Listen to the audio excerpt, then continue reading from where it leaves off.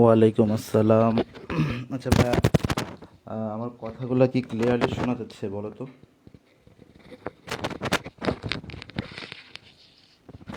আমার কথা কি শুনতে পাচ্ছ? ফার্স্ট ফার্স্ট জানাও আমার কথা কি ক্লিয়ারলি শোনা যাচ্ছে কিনা।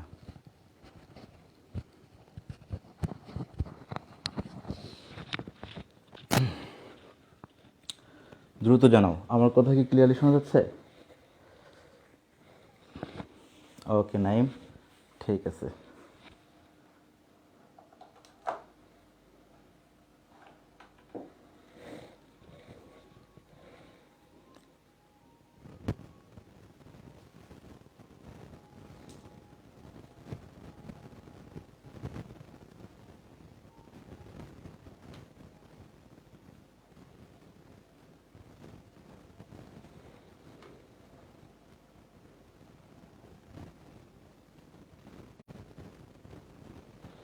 ওকে, সব কিছু ঠিকঠাক।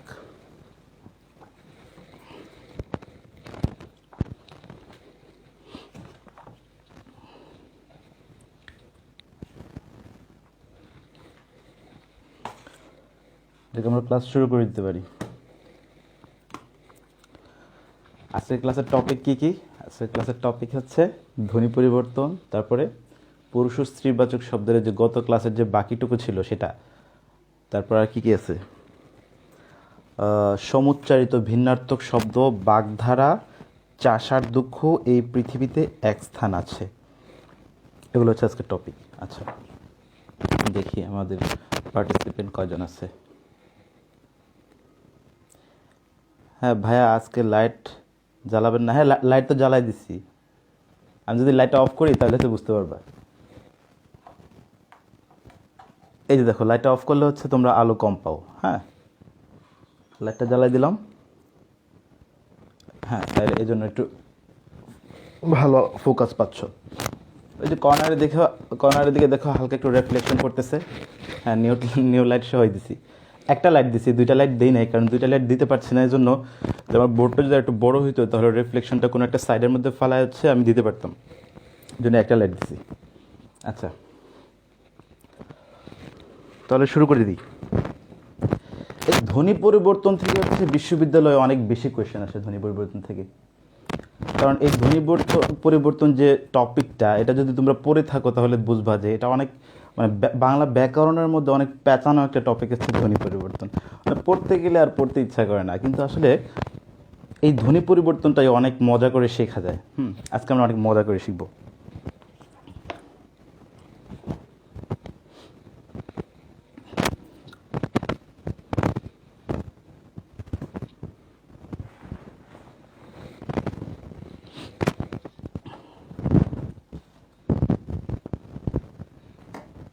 ওকে, হেডলাইন করো ধ্বনি পরিবর্তন।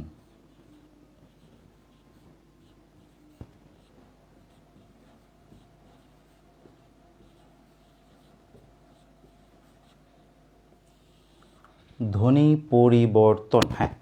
আচ্ছা, কিছু কিছু আঞ্চলিক কথা আছে না, যেরকম হালায়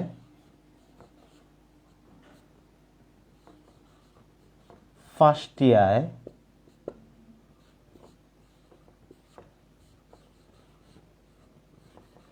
ফর্দা কিনে।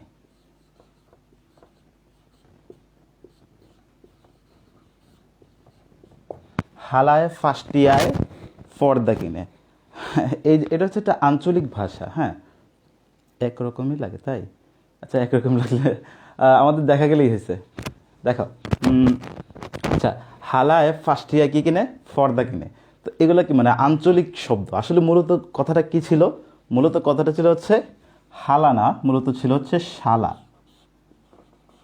এই শালা হয়ে গেছে হালা। ফার্স্টিয়া, ওই যে নোয়াখালীর মানুষ, নোয়াখালীর কেউ আছে নাকি? থাকলে হচ্ছে রাগ করো না। হ্যাঁ, নোয়াখালীর মানুষ এটা বেশি বলে যে 5 টাকাকে ফার্স্টিয়া বলে। ওই যে আমাদের অপু ভাইকে, অপু ভাই, হ্যাঁ ভাই, ওই যে কী যেন বলছিল, হ্যাঁ, আপনি এত বড় সেলিব্রিটি, আপনার কোনো ইয়ে নাই কেন? হ্যাঁ, তো তখন তো অপু ভাই বলছিল যে আমি কি ইয়ে দেখালে কি আমি 5 টাকা পাবো? আচ্ছা 5 টাকা, 5 টাকা, 5 টাকা কি 5 টাকা, হ্যাঁ। টিয়া মানে কি টাকা, টাকা হয়ে গেছে টিয়া। ফর্দা আসলে ছিল এটা কি পর্দা, পর্দা হয়ে গেছে ফর্দা। তো এই সমস্ত জিনিসগুলো কেন হয়? এগুলা হয়েছে ভাইয়া আঞ্চলিকতার কারণে হয়, অথবা কারো হচ্ছে মুখের সমস্যার কারণে হইতে পারে। ধরো কারো কেউ হচ্ছে ভালো করে কথা বলতে পারে না, মানে তোতলা টাইপের, ও কীরকম কথা বলবে, তেমন আতো,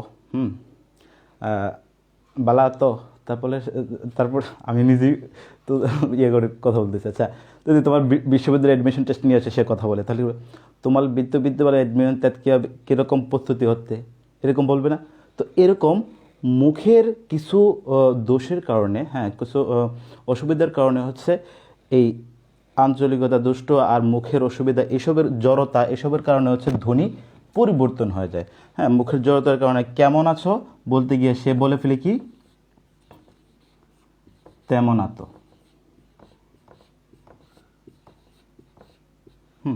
তো এই সমস্ত কারণে ধ্বনির পরিবর্তন ঘটে। হ্যাঁ, এটাকেই বাংলা ব্যাকরণ ধ্বনি পরিবর্তন নামে একটা টপিক দিছে। আর আচ্ছা, এই ধ্বনি পরিবর্তনের মধ্যে এগুলোকে নিয়ে আসছে যে ধ্বনিগুলো কীভাবে পরিবর্তন হয়। আমি আরও একটা মজার কথা বলি, এটা তোমরা এখন বুঝবাই না যদি বলি। আমি দাঁড়াও, আমি একটা লাইন বলতেছি, এটা মুছে দেই। একবার আমার একটা আঙ্কেল আসছে আমাদের বাসায়। তো আঙ্কেল যেদিন আসছে ওই দিন রাতের বেলা, তো একটা লোক আসছে মাছ বিক্রি করার জন্য আর কি, হ্যাঁ, মাছের ছোটো মাছ বিক্রি করার জন্য আসছে। তো আঙ্কেল ওই ছোটো মাছগুলো দেখে তারপর আমার আব্বুকে বলতেছে, লাইট কালাও লইতেন ফেলা ভালো হইব। বলছি কি,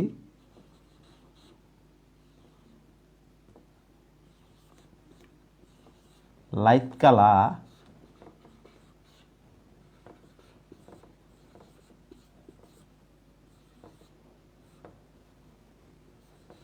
লুইতের ফনা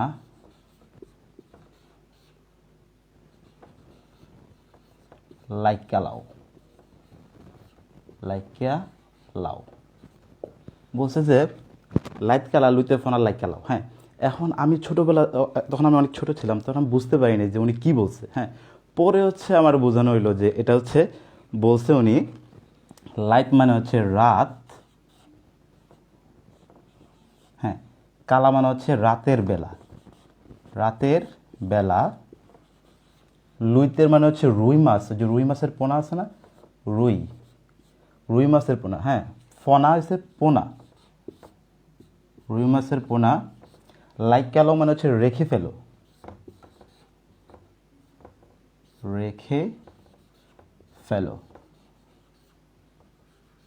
দেখো এই আঞ্চলিকতার দোষে কারণে এই কথাটা কি হয়েছে। দেখো তুমি সাধারণ সেন্সে হচ্ছে তুমি হঠাৎ করে শুনলে এটা বুঝতেই পারবে না যে লাইট কালা লুইতের ফোনা লাইক কালাও, হ্যাঁ, এটা বুঝতেই পারবে না। এই আঞ্চলিকতার কারণে হচ্ছে আমাদের এই যে পরিবর্তনটা হয়েছে, এই পরিবর্তনটাকেই বলা হয় ধ্বনি পরিবর্তন। হ্যাঁ, আজকে আমরা ধ্বনি পরিবর্তন নিয়ে পড়ব।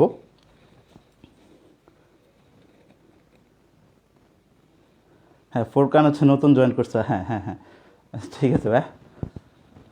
আজকে আমি খুবই আস্তে আস্তে কথা বলতেছি, মানে ইদানিং আমার একটু প্রবলেম হচ্ছে মানে খুব বেশি মাথা ব্যথা করতেছে। হ্যাঁ, আস্তে আস্তে কথা বলতেছি, তারপরে তুমি শুনতে পারবা, কারণ হচ্ছে তোমরা শুনতে পারবা, অনেক জোরে শুনতে পারবা, কারণ মাইক্রোফোনটা খুব কাছাকাছি লাগানো আছে। আচ্ছা, এখন আসো আমরা এতক্ষণ অনেক মজা করলাম, এখন আমরা আমাদের মূল পড়ায় চলে যাই। হ্যাঁ, ওকে। ধ্বনি পরিবর্তন অনেকভাবে হয়। আমরা 13টা প্রকারভেদ পড়ব। ধ্বনি পরিবর্তনের 13টা প্রকারভেদ পড়ব। একটু ভালো সময় নিয়ে তোমরা ধৈর্য সহ হচ্ছে পড়বা, দেখবা, কারণ হচ্ছে আমার এখানে যে ক্লাসটা পাবা আমি শিওর দ্যাট হচ্ছে এই ক্লাসটা অন্য কোথাও পাবা না। কারণ আমি তোমাদের জন্য অনেক ইজি ওয়েতে কীভাবে সাজিয়ে গুছিয়ে কীভাবে সুন্দর করে তোমাদেরকে খুব ইজি ওয়েতে শেখানো যায় সেই ট্রাইটাই করি। ওকে। ধ্বনি পরিবর্তনের একটা প্রকারভেদ আছে স্বরাগম। কর্নারে লিখলাম।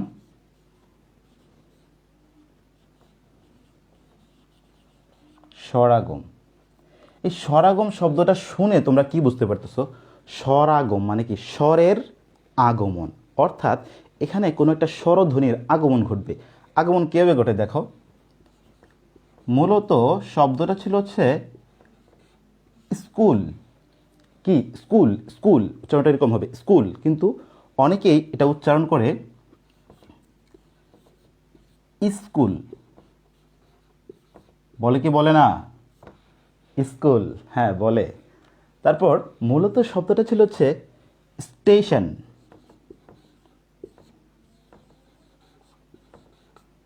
কিন্তু অনেকেই হচ্ছে এটাকে বলে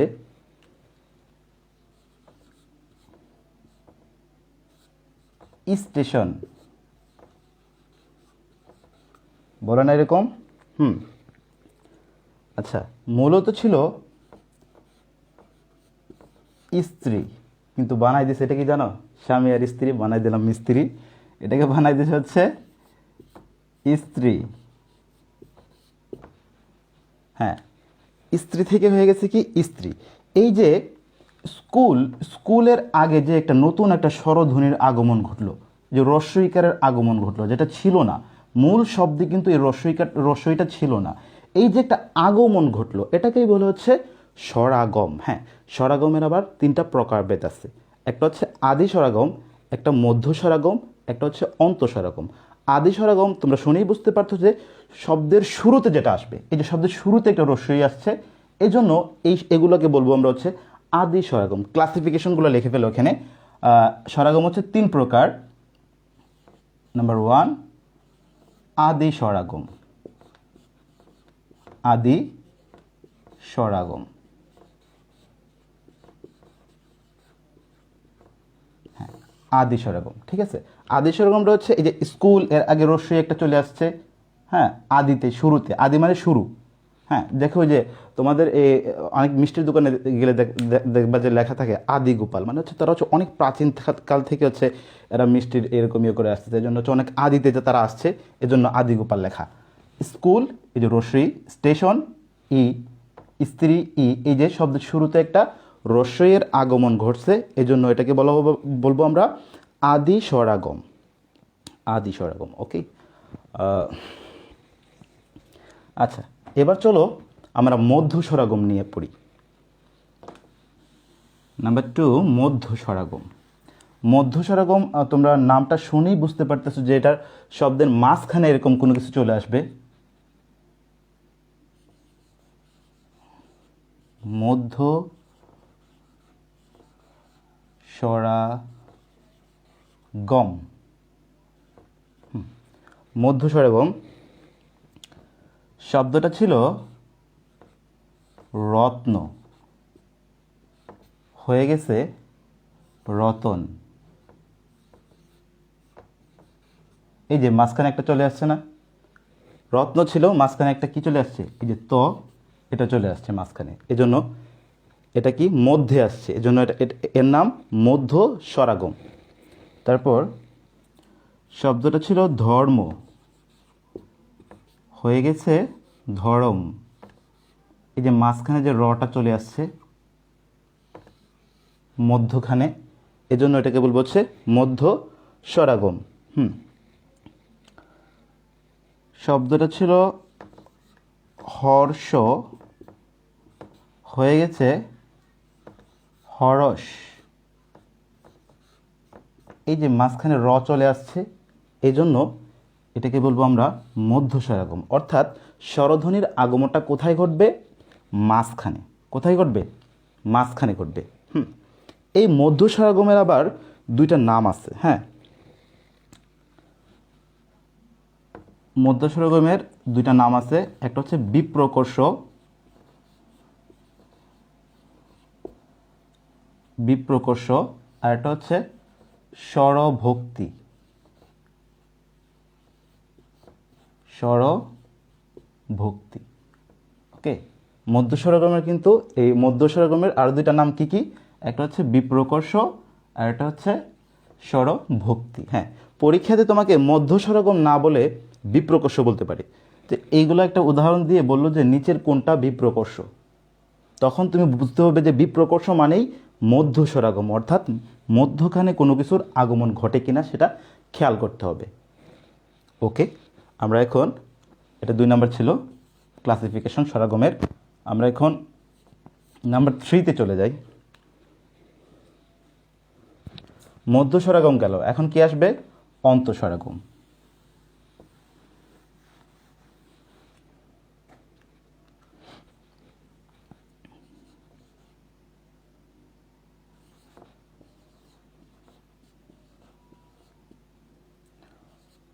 অন্তঃস্বরাগম, হ্যাঁ, অন্তঃস্বরাগম নামটা শুনেই আমরা বুঝতে পারতেছি যে এটা শব্দের শেষে কোনো একটা কিছু অ্যাড হবে, শব্দের শেষের দিকে কোনো কিছু যোগ হবে। আচ্ছা, দেখো আমি উদাহরণ নিচ্ছি।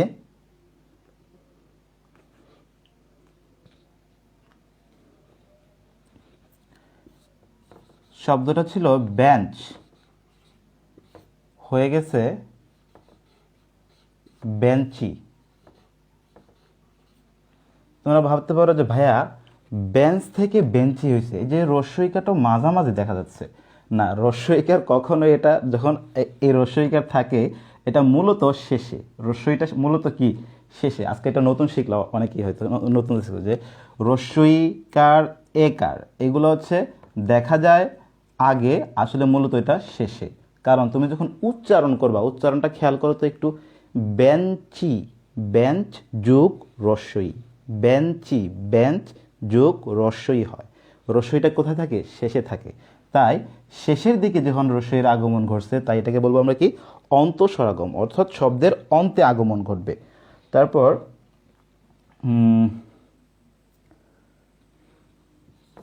এই সেম টু সেম আরেকটা, সত্য থেকে সত্যি। এখানে দেখো এই যে রস্বই আছে, এই রস্বই আমি আগেই বলছি যে রস্বই আগে থাকলেও এটার উচ্চারণটা হয় শেষে, হ্যাঁ, উচ্চারণটা শেষে। তারপর আরেকটা উদাহরণ দিই, সেটা তোমরা খুব ইজিলি বুঝতে পারবো। এটা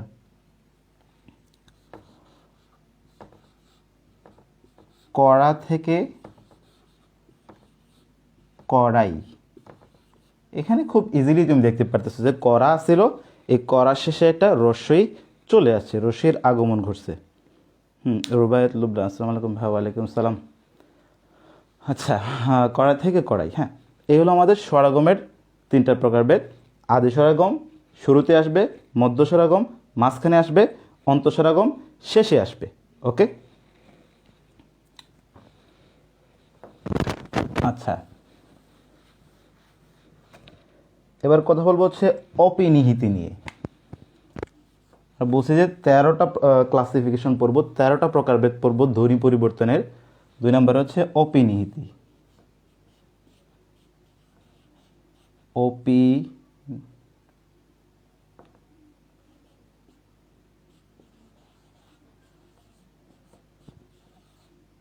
অপিনিহিতি, হ্যাঁ, অপিনিহিতিটা কি? আমি একটা উদাহরণ দিলে তোমরা বুঝতে পারবে অপিনিহিতিটা। দেখো, আজি থেকে আইজ, আজি থেকে কি আইজ, মাড়ি থেকে মাইর,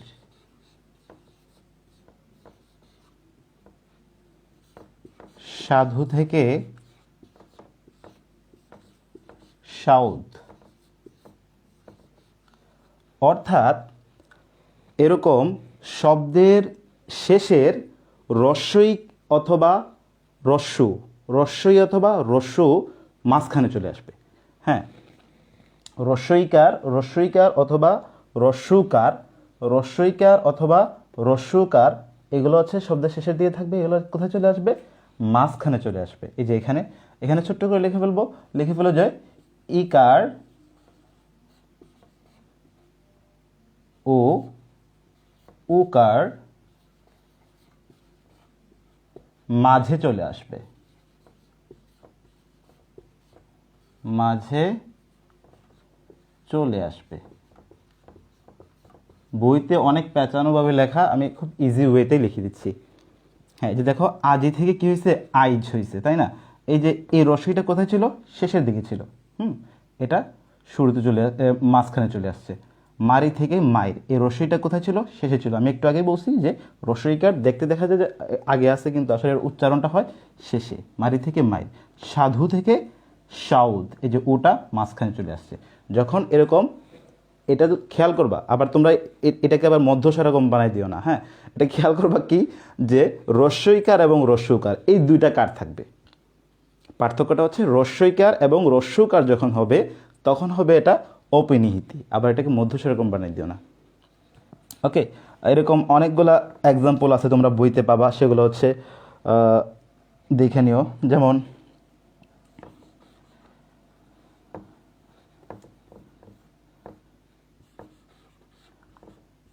রাখিয়া,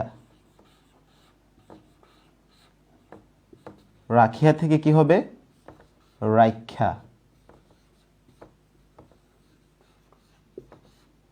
রাখিয়া থেকে রাইখা, এই যে রস্যইটা ছিল এটা হচ্ছে মাঝখানে চলে আসছে। এটা তোমরা চিন্তা করো তো ভাইয়া এখানে তো এটা মাঝখানেই ছিল না, এখানে হচ্ছে কি এই রস্যইকার, রস্যইকারটা একদম মাঝখানে চলে আসবে। কি ইকার, এই যে কার ছিল, এই রস্যইকার রস্যইকার রস্যইকার, এই কার বাদ দিয়ে একদম এটা একদম নিজের সশরীরে হাজির হয়ে যাবে, সশরীরে হাজির হয়ে যাবে। এগুলোতে তো কার ছিল, কার, রস্যকার, এটা করে সশরীরে হাজির হয়ে যাবে। দেখো রস্যই চলে আসছে, উ, উকারটা উ হয়ে গেছে। হ্যাঁ, রস্যইকারটা রস্যই হয়ে গেছে। ওকে, আই থিঙ্ক এটা ক্লিয়ার।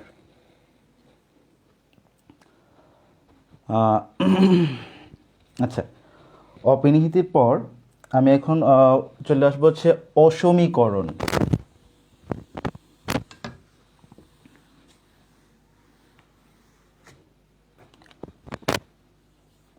এখান থেকে ঢাকা বিশ্ববিদ্যালয়ে অনেক হিউজ কোয়েশ্চেন আসে এখান থেকে। তোমরা এটা মনোযোগ দিয়ে পড়ো, কারণ আই থিঙ্ক হচ্ছে এখান থেকে তোমরা একটা কোয়েশ্চেন কমন পাবা। অসমীকরণ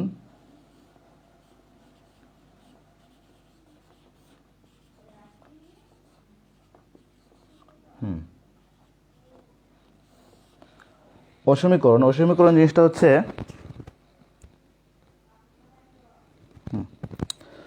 দুইটা জিনিস একই রকম থাকবে, মাঝখানে একটা আকার ঢুকে যাবে। যেমন ধপ যোগ ধপ ইকুয়াল টু ধপাধপ।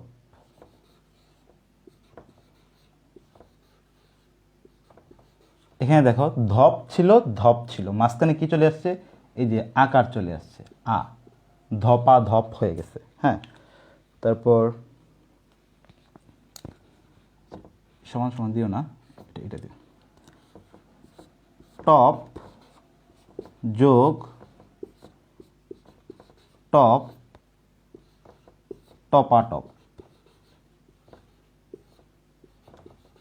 এই যে মাঝখানে আকার চলে আসছে। অসমীকরণটা খুবই ইজি। এরকম হচ্ছে গপ যুগ গপ, গপা গপ, তারপরে আর কি হইতে পারে, আর তোমরা নিজেরা বানাই নিও। মাঝখানে হচ্ছে একটা আকার দিয়ে দিবা। হ্যাঁ, ধপ যুগ ধপ ধপা ধপ, হ্যাঁ, ধুমঝুম ধুক ধুমধুম, এরকম হচ্ছে তোমরা নিজেরা বানাইতে পারবা। অসমীকরণটা খুবই ইজি, এটা হচ্ছে অসমীকরণ। আচ্ছা, এবার আছি নাম্বার 4।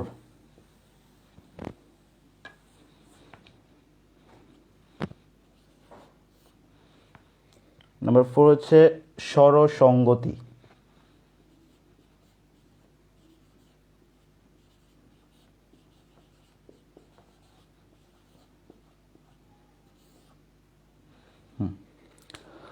স্বরসঙ্গতি জিনিসটা কি?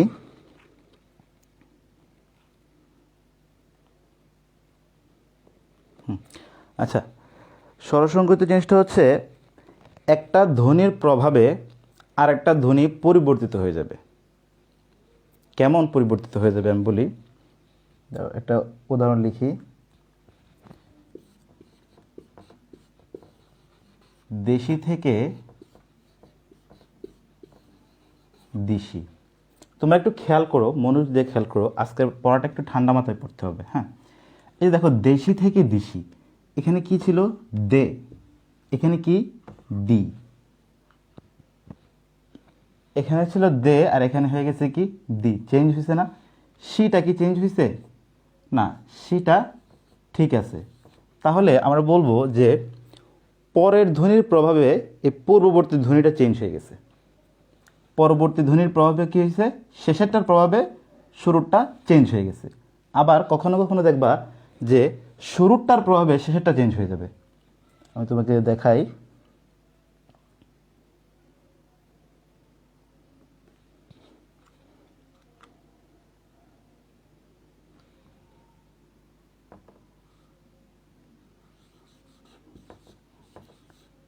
খোড়া থেকে হয়ে গেছে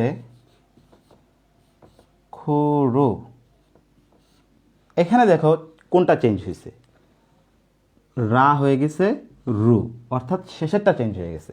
এটাকে আমরা বলবো যে শুরুরটার প্রভাবে, অর্থাৎ পূর্ববর্তী ধ্বনির প্রভাবে পরবর্তী ধ্বনিটা চেঞ্জ হয়ে গেছে। খেয়াল করতে হবে, খুব সূক্ষ্মভাবে খেয়াল করতে হবে এটা। এই স্বরসঙ্গতির 4টা প্রকারভেদ আছে: প্রগত, মধ্যগত, পরাগত, অন্যান্য স্বরসঙ্গতি। কি কি? প্রগত, মধ্যগত, পরাগত এবং অন্যান্য, এই 4টা প্রকারভেদ আছে। হ্যাঁ, তো প্রগত কোনটা? প্রগত হচ্ছে যেটার পূর্ববর্তী ধ্বনির প্রভাবে যেটা পরবর্তী ধ্বনি চেঞ্জ হয়ে যায়। যেমন এখানে পূর্ববর্তী ধ্বনি ঠিক আছে, পূর্ববর্তী ধ্বনি কি ঠিক আছে, খু খু ঠিক আছে, শুরুটা ঠিক আছে, কিন্তু শেষেরটা চেঞ্জ হয়ে গেছে। শুরুটা ঠিক থাকবে, শেষেরটা চেঞ্জ হয়ে যাবে, এরকম যখন হবে তখন এটাকে বলবো হচ্ছে প্রগত। প্রগত। এই স্বরসঙ্গতির কয়টা প্রকারভেদ? 4টা প্রকারভেদ। ক খ দিয়ে লিখি। হ্যাঁ, একটা হচ্ছে প্রগত। প্রগত হচ্ছে কি শুরুটা ঠিক থাকবে, অর্থাৎ শুরুটার চাপে শেষেরটা চেঞ্জ হয়ে যাবে। আমি আরও কিছু এক্সাম্পল লিখি।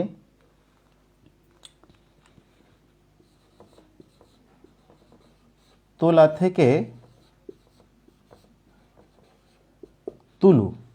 তোলা থেকে কি হয়ে গেছে? তুলু হয়ে গেছে। দেখো এই যে শুরুটা ঠিক আছে, তু তু ঠিক আছে, কিন্তু শেষেরটা চেঞ্জ, লা লু হয়ে গেছে। অর্থাৎ যখন শুরুটা ঠিক থাকবে শেষেরটা চেঞ্জ হবে, এটাকে বলবো আমরা প্রগত। প্রগত প্রগত শুনলেই আমরা কি মনে হয়? যে শুরুর দিকে ঠিক আছে, ঠিক থাকবে। হ্যাঁ, শুরুর দিকে কী থাকবে? ঠিক থাকবে, কিন্তু শেষের দিকে চেঞ্জ হয়ে যাবে। তোমরা খেয়াল করবা যে শুরুর দুইটা ঠিক আছে কিনা, শুরুর দুইটা ঠিক আছে কিনা। তু তু ঠিক আছে, খু খু ঠিক আছে। শুরুরটা যদি ঠিকঠাক থাকে তাহলে বুঝতে পারবা যে শেষেরটা চেঞ্জ হয়েছে। হ্যাঁ, তো শেষেরটা চেঞ্জ হয়েছে মানে কি? এটা হচ্ছে প্রগত স্বরসঙ্গতি। এটাকে কি বলবো আমরা? প্রগত স্বরসঙ্গতি। আচ্ছা, তোমাদেরকে বুঝতে কি কোনো প্রবলেম হচ্ছে? কেউ আমাকে একটু জানাও যে ভাই হচ্ছে বুঝতে কোনো প্রবলেম হচ্ছে কি না, বলো।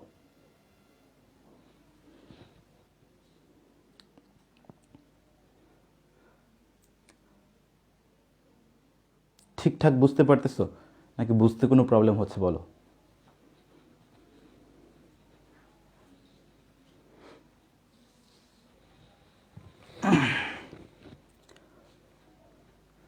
আমাকে লিখে জানাও ঠিকঠাক বুঝতে পারতেছো কি না।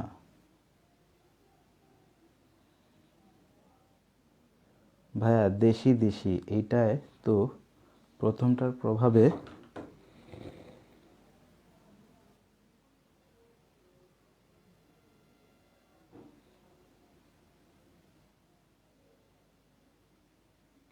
বুঝিয়ে বলবো। আচ্ছা, দেশি দেশি এটা একটু বুঝতে, হ্যাঁ, বুঝতে চাচ্ছ। আচ্ছা, ওইটাতে এখন আসি নাই, এটাতে আমি আসতেছি, দাঁড়ো। আচ্ছা, এটা হচ্ছে প্রগত। প্রগত শেষ হলো, এখন চলে আসবো হচ্ছে মধ্যগততে চলে আসি। মধ্যগত স্বরসঙ্গতি। এখানে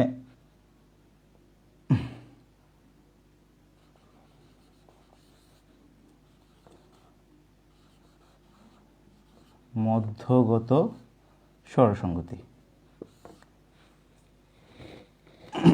আমি একটা উদাহরণ নিচ্ছি।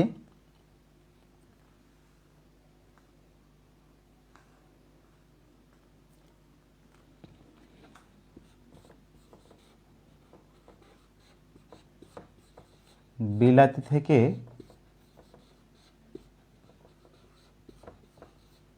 বিলিতি, বিলাতি থেকে বিলিতি। এখানে কি বলছি?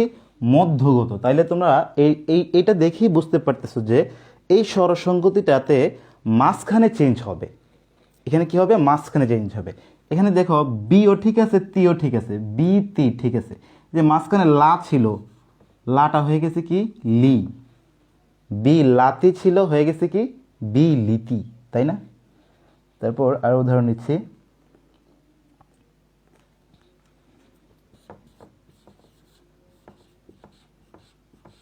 হিসাবি,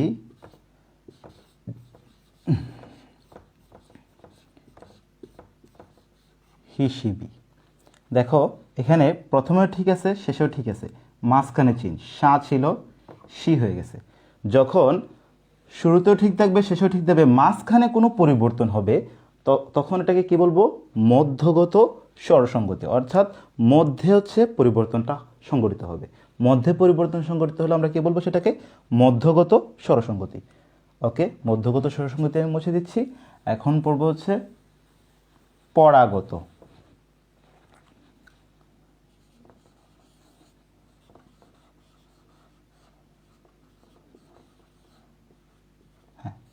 পরাগত স্বরসংগতি।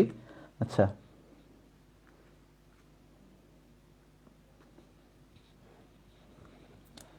কে জানি বলছিল যে দেশি থেকে দেশি, এটা বুঝো নাই। হ্যাঁ, এখানে দেখো দেশি থেকে দেশি। হ্যাঁ, পরাগত স্বরসংগতির ক্ষেত্রে কি হবে জানো? শেষেরটা ঠিক থাকবে, পরাগত, হ্যাঁ শেষেরটা ঠিক থাকবে, কিন্তু শুরুটা চেঞ্জ, দে দি হয়ে গেছে। দেখো দে দি হয়ে গেছে। আরও এক্সাম্পল দেই।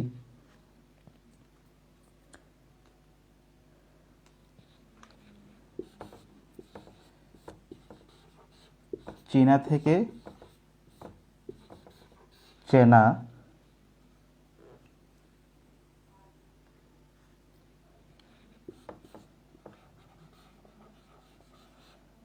লিখা থেকে লেখা। হ্যাঁ, পরাগত স্বরসংগতির ক্ষেত্রে কোনটা হবে? দেখো যে শুরুর দিকে চেঞ্জ, প্রথমটা চেঞ্জ, এই যে চি চে হয়ে গেছে, লি লে হয়ে গেছে, কিন্তু শেষেরটা কিন্তু ঠিক আছে। চীনা না, চীনা চেনা না, না না ঠিক আছে, না না ঠিক আছে, খা খা ঠিক আছে, কিন্তু এই যে শুরুটা চেঞ্জ, লি ছিল, এটা কি লে হয়ে গেছে, লিখা লেখা। অর্থাৎ পরাগত স্বরসংগীত হচ্ছে শেষেরটা ঠিক থাকবে, প্রথমেরটা চেঞ্জ। প্রথম থেকে ছিল না, সমস্যা নাই, তুমি পরবর্তীতে ভিডিওটা হচ্ছে আবার দেখে নিও। হ্যাঁ, আমাদের তো ভিডিও থেকেই যায়, আর বেশিরভাগ স্টুডেন্ট হচ্ছে আমরা দেখি যে পরবর্তীতে ভিডিও দেখে, কারণ একটা ভিডিও অনেক ভিউ হয়। আচ্ছা দেখো, এটা হচ্ছে পরাগত স্বরসংগতি। এবার চলে আসবো যে অন্য অন্য। আচ্ছা, আমি একটু রিপিট করি। আমাদের প্রথম ছিল কি? প্রগত। প্রগতটা কেমন ছিল? যে শুরুটা ঠিক আছে, শেষেরটা চেঞ্জ। তারপর হচ্ছে মধ্যগত। মধ্যগতটা কি? দুই পাশে ঠিক আছে, মাঝখানেরটা চেঞ্জ, যেমন বি লাতি থেকে বি লিতি হয়ে গেছে। তারপর দেখো, তারপর হচ্ছে পরাগত। পরাগত স্বরসংগতিটা কি? শেষেরটা ঠিক আছে, শুরুরটা চেঞ্জ, যেমন লেখা থেকে লিখা, লে লি হয়ে গেছে। হ্যাঁ, শেষেরটা ঠিক আছে কিন্তু শুরুরটা চেঞ্জ, এটা হচ্ছে পরাগত। এখন আসবো অন্যান্য। এখন কি চেঞ্জ হবে? গেস করো যে কি চেঞ্জ হইতে পারে এখন।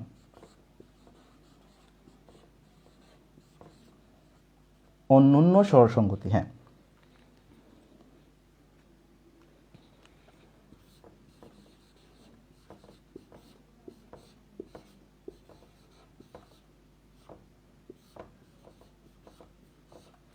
এখন সব চেঞ্জ, সব চেঞ্জ। এই দেখো, মু ময়ূর সুকার, যা জু, সব চেঞ্জ, শুরুরটাও চেঞ্জ, শেষেরটাও চেঞ্জ। অর্থাৎ সবই যখন চেঞ্জ হয়ে যাবে তখন হবে অন্যান্য।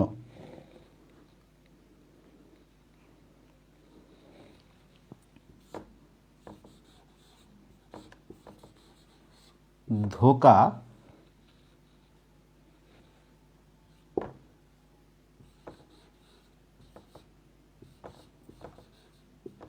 ধুকু। দেখো এখানে কি ছিল, একারাকার, আর এখানে হয়ে গেছে রস্যুকার। এখানে কি কা, এখানে একারাকার হয়ে গেছে। তো অর্থাৎ দুনো পাশেই চেঞ্জ হয়ে যাবে, শুরুটাও চেঞ্জ, শেষেরটাও চেঞ্জ। দুনো পাশেই যখন চেঞ্জ হয়ে যাবে তখন সেটাকে বলবো আমরা অন্যন্য। এই হলো আমাদের প্রগত, মধ্যগত, পরাগত আর অন্যন্য স্বরসংগতি। ওকে, আমি নেক্সট টপিকে যাচ্ছি। তোমরা ক্লাস শেষে আজকের ভিডিওটা অন্তত রিপিট করে দেখবা, কারণ আজকে ধ্বনি পরিবর্তনের যে ব্যাপারটা, ধ্বনি পরিবর্তন মানে কোচিংগুলোতে পড়াতে চায় না। কেন পড়াতে চায় না? এটা অনেক ভেজাল একটা টপিক, অনেক টাইম লাগে। হ্যাঁ, তারপর আমি পড়াচ্ছি এজন্য যে এটা থেকে কোয়েশ্চেন আসে অনেক বেশি, এজন্য তোমাদেরকে আমি পড়াচ্ছি। কারণ আমি ওই সমস্ত জিনিসই তোমাদেরকে বেশি বেশি পড়াবো যেগুলো থেকে ঢাকা বিশ্ববিদ্যালয় বারবার কোয়েশ্চেন করতেছে। ঢাকা বিশ্ববিদ্যালয়ের কোয়েশ্চেনগুলো অ্যানালাইসিস করে আমি দেখলাম যে কোন কোন জায়গা থেকে কোয়েশ্চেনটা বেশি করে, আর সেসব জায়গা থেকে আমি তোমাদেরকে পড়াই। আমি গত বছর যাদেরকে সাজেশন দিয়েছি যে এই সব জায়গা থেকে তুমি পড়ো, আল্লাহর রহমতে ওই সব জায়গা থেকে ঢাকা বিশ্ববিদ্যালয়ের কোয়েশ্চেন আসছে। আচ্ছা, 4 নম্বর শেষ হলো স্বরসংগতি। এবারে 5 নম্বর,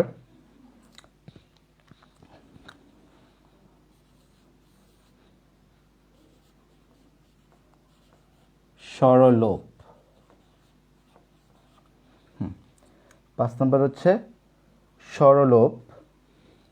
এটার আরেকটা নাম আছে, সম্প্রকর্ষ। স্বরলোপ বা সম্প্রকর্ষ। হ্যাঁ, তো স্বরলোপ এই কথাটা শুনে আমরা কি বুঝতে পারতেছি, যে এখানে কোনো একটা স্বরধ্বনির লোপ পাবে। স্বরলোপ কথাটা শুনে আমরা কি বুঝতেছি, এটা কোনো একটা স্বরধ্বনির লোপ পাবে। আচ্ছা, স্বরলোপ 3 প্রকার। একটা আদি স্বরলোপ, মধ্য স্বরলোপ আর অন্ত স্বরলোপ। ফার্স্টে তোমাদেরকে পড়বো আদি স্বরলোপ।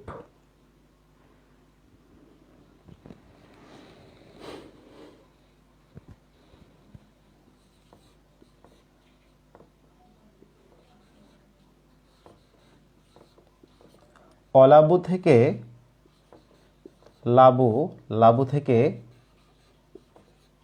লাউ। হ্যাঁ, এটা আদি স্বরলোপ। ক,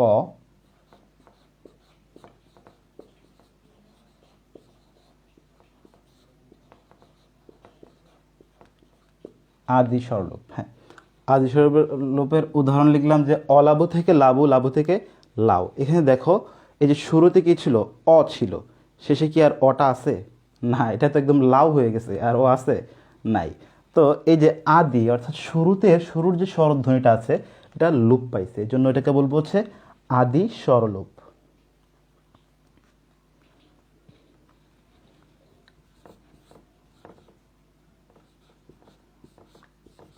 উদ্ধার থেকে উধার এবং সর্বশেষ এটা হয়ে গেছে ধার। তো খেয়াল করো, প্রথমে কি উদ্ধার ছিল, রস্যু আছে, এরপরও আছে রস্যু, কিন্তু শেষ পর্যন্ত কি আর আছে? নাই। এই যে আদিতে যে স্বরধ্বনিটা ছিল সেই স্বরধ্বনিটা এখানে আর নাই, অর্থাৎ লুপ পাইছে। লুপ পাওয়া মানে কি, কোনো কিছু চলে যাওয়া। হ্যাঁ, লুপ পাওয়ার কারণে এটাকে বলবো আমরা আদি স্বরলোপ। অর্থাৎ শুরুতে যে স্বরধ্বনি যদি লুপ পায় তাহলে সেটাকে বলবো কি আদি স্বরলোপ। আর আদি স্বরলোপ চেনার আরেকটা সিস্টেম এরকম 3টা ধাপ থাকে, বেশিরভাগ সময় এরকম 3টা ধাপ থাকে। আচ্ছা, এবার চলে আসা মধ্য স্বরলোপে।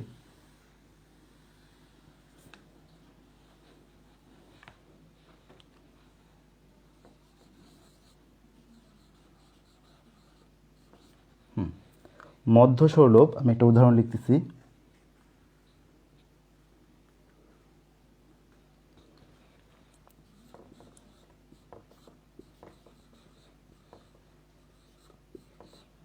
গামোছা থেকে গামছা।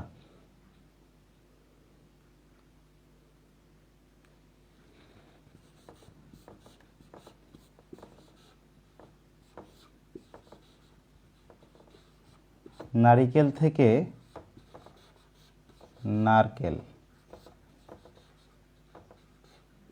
খেয়াল করো এখানে গামোছা থেকে গামছা, এখানে যে উ ছিল এই উটা কি এখানে আছে? নাই। অর্থাৎ মধ্যখানের একটা স্বরধ্বনি লোপ পাইছে, গামোছা থেকে কি হয়ে গেছে?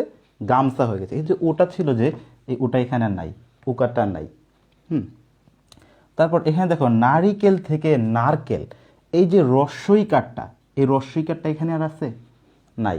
তোমরা চিন্তা করতে পারো যে ভাই আচ্ছা আপনি বলছো যে মধ্য স্বরাগম, তাহলে আমরা গুনে গুনে বের করবো যে 1 2 3 4, একে মাঝখানে পড়তে হবে, একদম মাঝখানে পড়তে হবে না ভাই, একদম মাঝখানে পড়তে হবে না। এই প্রথমটা আর শেষেরটা এর ভিতরে যে কোনো জায়গায় থাকলেই হবে, ভিতরে যে কোনো জায়গায় যদি লোপ পায় তাইলেই হবে, তাইলে এটা মাঝখান ধরা হবে। তোমরা অনেকে হচ্ছে কনফিউশনের মধ্যে পড়ে যায় যে এটা কি এরকম গুনে গুনে বের করতে হবে যে একদম মিডলে থাকতে হবে, না একদম মিডলে থাকতে হবে না, তোমার শুরুটা এবং শেষটা এর মাঝখানে যে কোনো জায়গায় থাকলেই হবে। হ্যাঁ, যে কোনো জায়গায় হচ্ছে লোপটা পাইলেই হবে। নারিকেল থেকে নারকেল, এখানে কি এই যে রস্বই কারটা লোপ পাইছে। ওকে,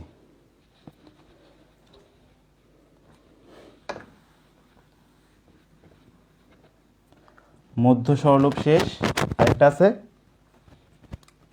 অন্ত স্বরলোপ।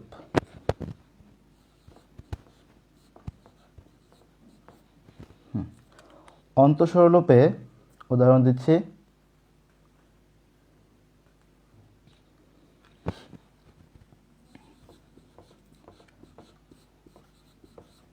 আজি থেকে আজ,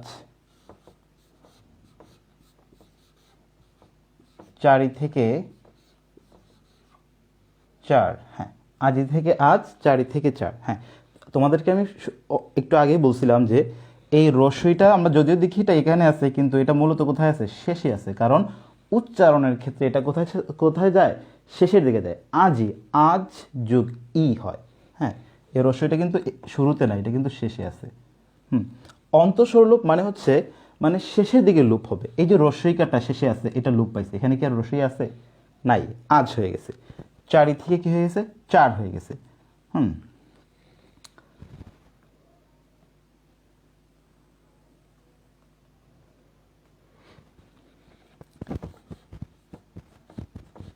রাতি থেকে রাত, এই যে রস্বইকারটা হচ্ছে লোপ পাইছে, অর্থাৎ রস্বইকারটা শেষে ছিল, অন্তে ছিল। অন্তে কোনো কিছু যদি লোপ পায় তাহলে সেটাকে আমরা বলবো হচ্ছে অন্তঃস্বরলোপ। ওকে, আচ্ছা এটা আমি মুছে দিই। এই আমাদের স্বরলোপ বা সম্প্রকর্ষ শেষ। এবার চলে আসি একটু ছোট্ট ছোট্ট টপিকে চলে আসি। তোমরা বড় বড় টপিক পড়ে পড়ে মানে হাঁপাই গেছো, একটু ছোট ছোট টপিকে চলে আসি, নাকি একটু বিরতি নিয়ে নিব যে একটু কিছুক্ষণ কথাটা বলে তারপর হচ্ছে আবার শুরু করব।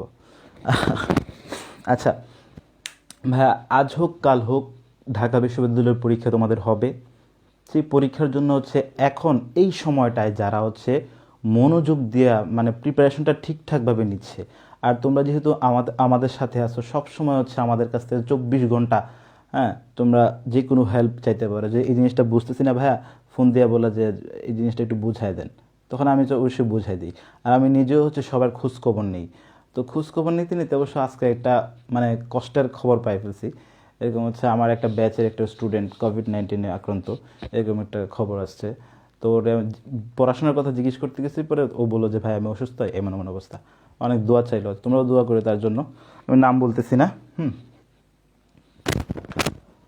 আচ্ছা, ধ্বনি বিপর্যয় 6 নম্বর হচ্ছে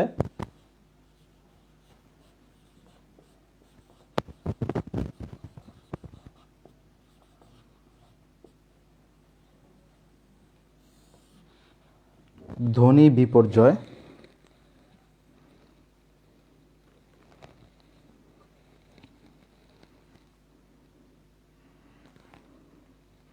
আচ্ছা, ধ্বনি বিপর্যয়, এই বিপর্যয় কথাটা শুনে আমরা কি বুঝতে পারতেছি? কোনো একটা বিপর্যস্ত অবস্থা এখানে সৃষ্টি হবে, তাই না? যেমন দেখো, মূলত কথাটা ছিল হচ্ছে লাভ, কিন্তু অনেকেই বলে না যে ফাল, ফাল দিব। মূলত ছিল এটা বাক্স, কিন্তু অনেকে কি বলে বাস্ক। হ্যাঁ, মূলত ছিল রিক্সা, কিন্তু অনেকেই বলতে গিয়ে বলে ফেলে রিস্কা, বলে না এরকম।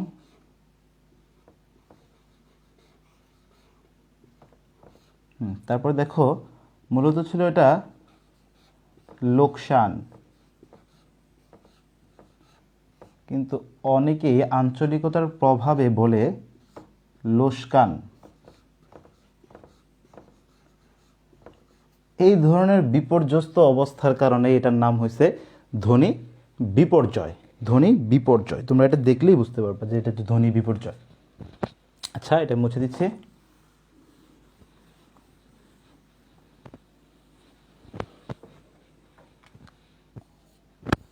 সাত নম্বর, সমীভবন।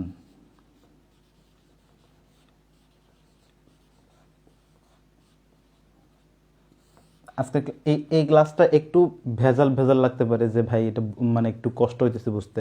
হ্যাঁ, কষ্ট হওয়ার কথা না, তোমরা হচ্ছে এখান থেকে ক্লাসটা দেখতেছো, পরবর্তীতে আবার ভিডিওগুলো আবার রিপিট দেখবা, তাহলে হচ্ছে আরও ইজি হবে।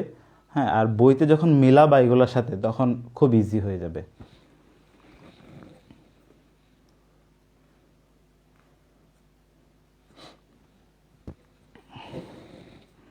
আচ্ছা, সমীভবন। হ্যাঁ, সমীভবন জিনিসটা কি? সমীভবন জিনিসটা, সমীভবন কথাটা শুনে আমরা কি কি বুঝতে পারতেছি বলো তো? এটাকে যদি একটু ব্যাখ্যা করি তাহলে কি পাই? সমীভবন মানে কি? সমান ভবন। ধরো একজনের একটা তিনতলা আছে, তিনতলা একটা বিল্ডিং আছে, হ্যাঁ, আর একজনের একটা দুইতলা বিল্ডিং আছে। তো যার দুইতলা বিল্ডিং আছে সে যদি আরেকতলা করে ফেলে তাহলে কী হবে? দুইটা সমান হয়ে যাবে না? তিনতলা তিনতলা সমান হয়ে যাবে না? তো এরকম হচ্ছে দুইটা, এরকম দুইটা ভবন যেরকম সমান হয়ে যাবে এটাকেই বলা হচ্ছে সমীভবন। হ্যাঁ, সমীভবনের তিনটা প্রকারভেদ আছে। একটা হচ্ছে প্রগত, পরাগত, অন্যান্য।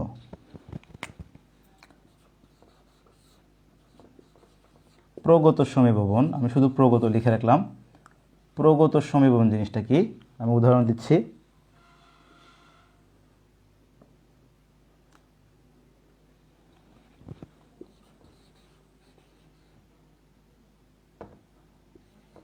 পদ্ম থেকে পদ্ম। প্রগত সমীভবনটা হচ্ছে এই যে দ আর ম ছিল এখানে, না? দ আর ম ছিল, এই যে দটা কোথায় ছিল? আগে ছিল না দটা? পদ্ম, পদ্ম উচ্চারণ করলে দেখো এই দটাকে আগে ছিল না, এই আগের দটা পরের মটাকে খেয়ে ফেলছে, খেয়ে নিজের মতো করে ফেলছে, নিজের সমান করে ফেলছে, পদ্ম দুইটা দ বানাই দিছে। তারপর দেখো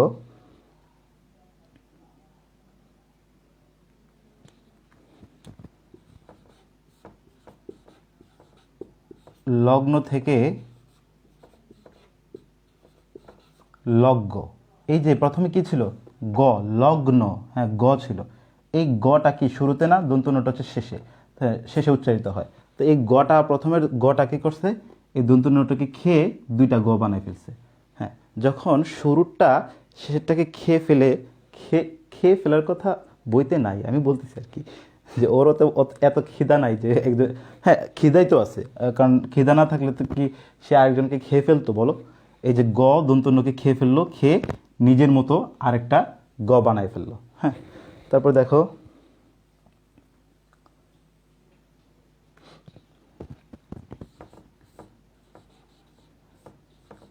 চন্দন থেকে চন্দন। খেয়াল করো এখানে মাঝখানেটা খেয়াল করো, চন্দন প্রথমে কি ছিল? দন্তন্য ছিল, চন্দন, চন্দন প্রথমে কি উচ্চারিত হয়? দন্তন্য উচ্চারিত হয়। হ্যাঁ, এই দন্তন্যটা কি করলো? দকে খেয়ে ফেললো, খেয়ে দুইটা ন বানাই দিল, তার মতো দুইজনকে, হ্যাঁ দুজন এক এক সমান করে দিল, তার মতো একজনকে নিয়ে আসলো। এরকম হলে এটাকে বলবো আমরা হচ্ছে প্রগত, অর্থাৎ শুরুরটা যখন তার সাথেরটাকে খেয়ে ফেলবে বা শেষেরটাকে খেয়ে ফেলবে, খেয়ে নিজের মতো করে ফেলবে, এটাকে বলবো আমরা কি? প্রগত সমীভবন। হ্যাঁ, এখন আসো পরাগত সমীভবন। পরাগত সমীভবনটা তোমরা বুঝতেই পারতেছো এখন কে কাকে খাবে।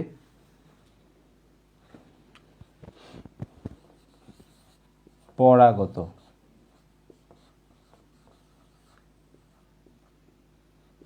হ্যাঁ, পরাগতটা দেখো,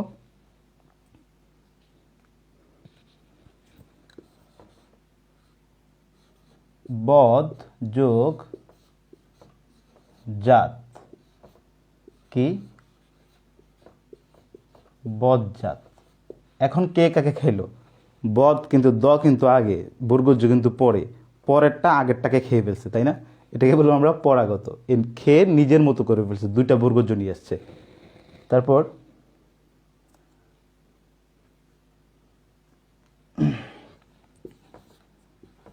তৎ যোগ জন্য হয়ে গেছে তজ্জন্য। তজ্যোগ জন্য হয়ে গেছে কি? তজ্জন্য। এখানে প্রথমে কি ছিল? খণ্ডক্ত ছিল, তারপরে বর্গীয়জ। হ্যাঁ, বর্গীয়জটা কি শেষে না, খণ্ডক্তটা আগে। এই বর্গীয়জটা এই খণ্ডক্তটাকে খেয়ে নিজের মতো দুইটা বর্গজ নিয়ে আসছে। হ্যাঁ, তোমরা ইজিলি বুঝতে পারতেছো যে শেষেরটা যখন খেয়ে ফেলবে তখন এটা হবে হচ্ছে পরাগত, আর শুরুটা যখন খাবে তখন সেটা হবে কি? প্রগত। এবার আসো আরেকটা প্রকারভেদ আছে, অন্যুন্য।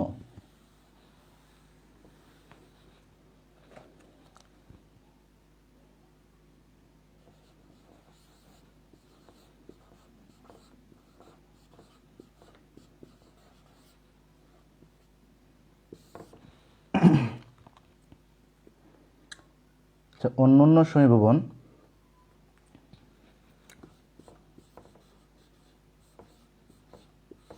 বিদ্যা থেকে বিদ্যা,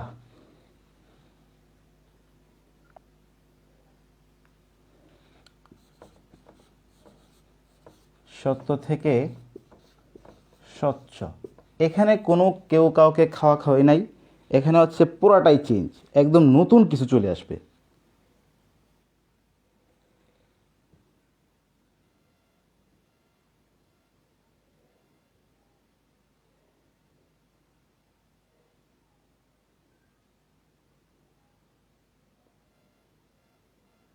হ্যাঁ, এখানে কি নতুন কিছু চলে আসছে।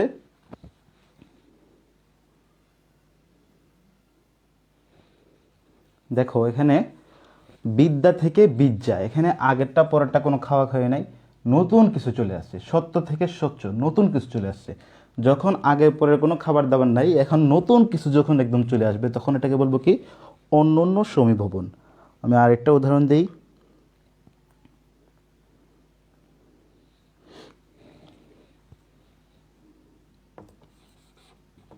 বৎ যোগ, আচ্ছা বৎসর, বৎসর থেকে হয়ে গেল বৎসর, বৎসর থেকে কি হলো?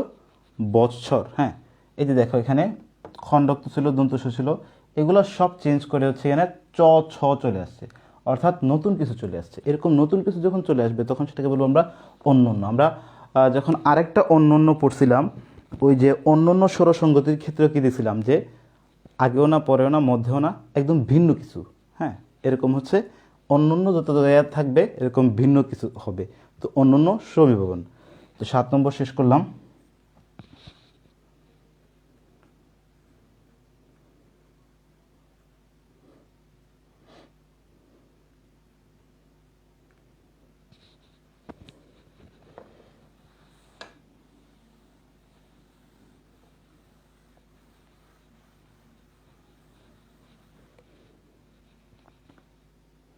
এবারে চলে আসি 8 নাম্বার।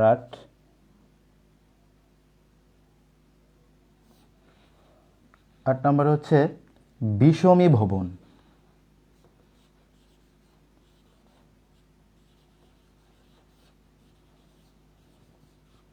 একটু আগে বললাম কি সমীভবন, এখন আসছে বিষমী ভবন। তাহলে আমরা কি বুঝতে পারবো যে বিষমী ভবনটা কি হবে? সমীভবনের উল্টোটা হবে, তাই না? সমীভবনের উল্টোটাই হবে হচ্ছে বিষমী ভবন। এখন দেখো বিষমী ভবনটা কিরকম হয়।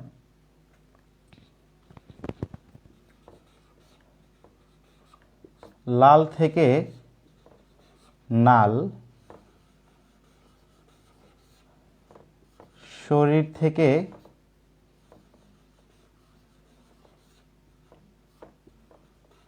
শরীর,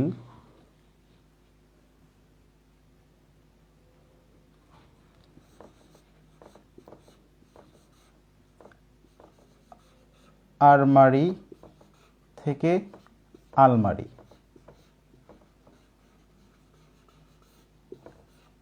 খেয়াল করো এখানে লাল থেকে কি হয়েছে নাল, শরীর থেকে শরীর, আর আলমারি থেকে আলমারি। এখানে কি কি চেঞ্জ হয়েছে দেখো তো। লাল ছিল, এর আগে কি হয়েছে একটা দন্তন্য চলে আসছে, এটা নাল হয়ে গেছে। অনেকটা ধ্বনি বিপর্যয়ের মতো, কিন্তু এটা ধ্বনি বিপর্যয় না, এটা হচ্ছে বিষয় ভবন। শরীর, এই যে দুইটা র ছিল এখানে, একটা র একটা র, দুইটা সমান ছিল না, হ্যাঁ দুইটা সমান ছিল, কিন্তু এটা কি একটা চেঞ্জ হয়ে গেছে, একটা র ঠিক আছে আর একটা ল হয়ে গেছে। হ্যাঁ, আর মারি, হ্যাঁ এখানে কী হয়েছে এই যে দেখো র র, এখানে একটা র কি চেঞ্জ হয়ে গেছে, এখানে র ছিল এটা হয়ে গেছে ল। তো এই ধরনের যখন চেঞ্জ হবে এটা হবে হচ্ছে বিষমী ভবন।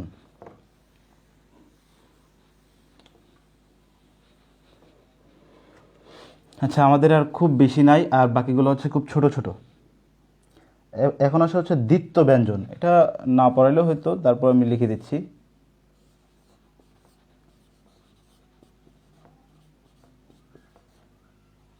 হ্যাঁ, দ্বিত্ব ব্যঞ্জন জিনিসটা হচ্ছে এই যে বড়, বড় থেকে কি হয় বড্ড, ছোট থেকে ছোট্ট। অর্থাৎ এখানে একটা কি হবে, একটা দ্বিত্ব ব্যঞ্জন হবে, একটা দ্বিত্ব উচ্চারিত হবে, বড্ড বড্ড ছোট্ট, এরকম একটা দ্বিত্ব উচ্চারিত হবে একটা। হুম, একেবারে থেকে এক্কেবারে।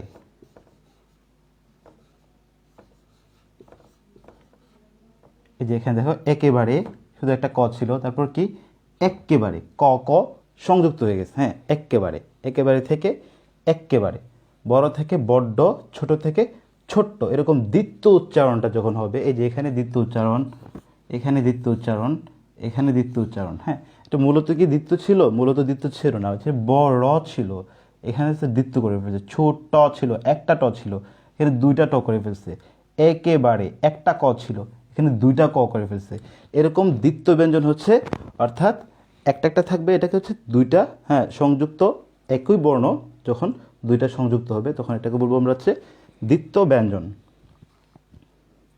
আচ্ছা, এবার আসা হচ্ছে ব্যঞ্জন বিকৃতি। 10, আর বেশি নাই, অল্প কয়েকটা আছে, ভেজাল টপিক শেষ হয়ে যাক। ব্যঞ্জন বিকৃতি,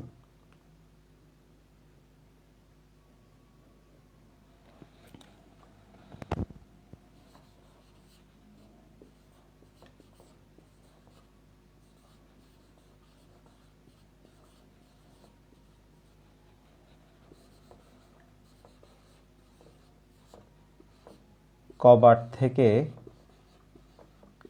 কপাট,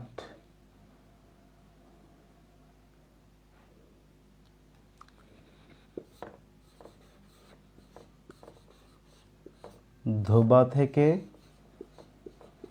ধোপা। দেখো ব্যঞ্জন বিকৃতি জিনিসটা কি, কবাট থেকে কি হয়ে গেল কপাট, ধোবা থেকে কি হয়ে গেল ধোপা। হ্যাঁ দেখো এখানে ব ছিল হয়ে গেছে কি প, ধোবা বা ছিল হয়ে গেছে কি পা। এইরকম যখন চেঞ্জ হবে এটাকে বলবো হচ্ছে ব্যঞ্জন বিকৃতি, ব্যঞ্জন ধ্বনিটার একটা বিকৃতি ঘটে। হ্যাঁ, এটা তোমরা আবার ধ্বনি বিপর্যয় ভাইবো না, বিপর্যয়টা হচ্ছে অন্য ছিল।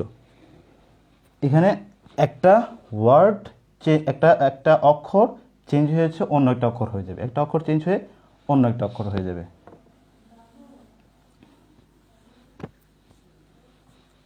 আচ্ছা, ওহ, এই ধরনের ভেজাল্লা পড়া পড়তে কার ভালো লাগে বলো।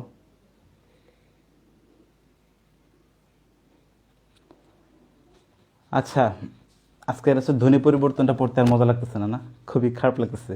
আচ্ছা, 10টা পর্যন্ত শেষ করছি তাই না, আর 3টা আছে।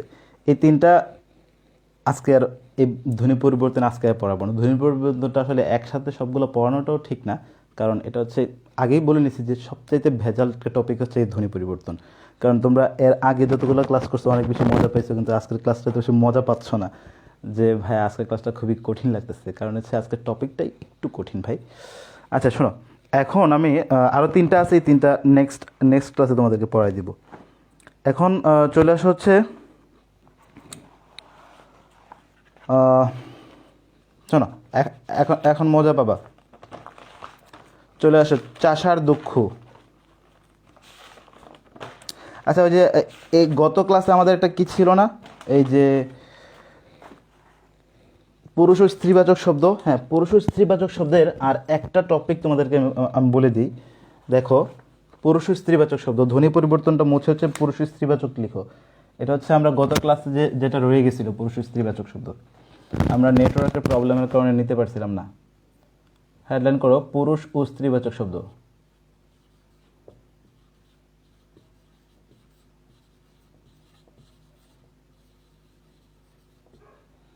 হ্যাঁ, পুরুষ ও স্ত্রীবাচক শব্দ দেখো, লিখো ইকা প্রত্যয় যুগে, ইকা প্রত্যয় যুগে স্ত্রীবাচক হয়।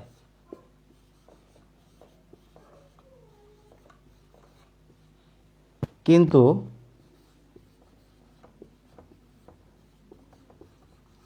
সব ইকা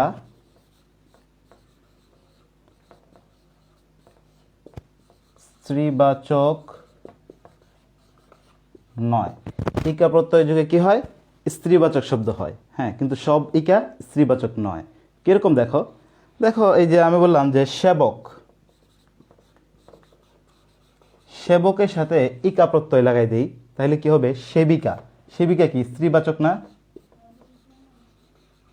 সেবিকা স্ত্রীবাচক। এরপর বললাম যে পাঠক, পাঠকের সাথে ইকা প্রত্যয় লাগাই দিলাম, তাহলে স্ত্রীবাচক হয়ে যাবে পাঠিকা। কিন্তু সব ইকা স্ত্রীবাচক হবে না। আমি আরেকটা স্ত্রীবাচক দিই, লেখক। লেখকের সাথে যদি স্ত্রীবাচক ইকা লাগাই তাহলে কি হবে? লেখিকা। হ্যাঁ, আচ্ছা এখন দেখো, আমি লিখলাম যে নাটক, নাটকের সাথে ইকা লাগাইলাম, কি হবে? নাটিকা। নাটিকা কি স্ত্রীবাচক বলবো? না, নাটিকাকে স্ত্রীবাচক বলবো না। এই ইকা হবে হচ্ছে এখানে ক্ষুদ্রার্থের প্রয়োগ, অর্থাৎ ক্ষুদ্রার্থ বুঝাবে। এটা ক্ষুদ্রার্থ কি ওইটা বোঝা লাগবে না। যে বিশ্ববিদ্যালয়ে ভর্তি পরীক্ষায় এরকম প্রশ্ন আসবে যে নাটক থেকে নাটিকা, এখানে কি বোঝানো হয়েছে? এখানে কি এটা ক্ষুদ্রার্থের প্রয়োগ। মালা থেকে মালিকা, গীত থেকে গীতিকা।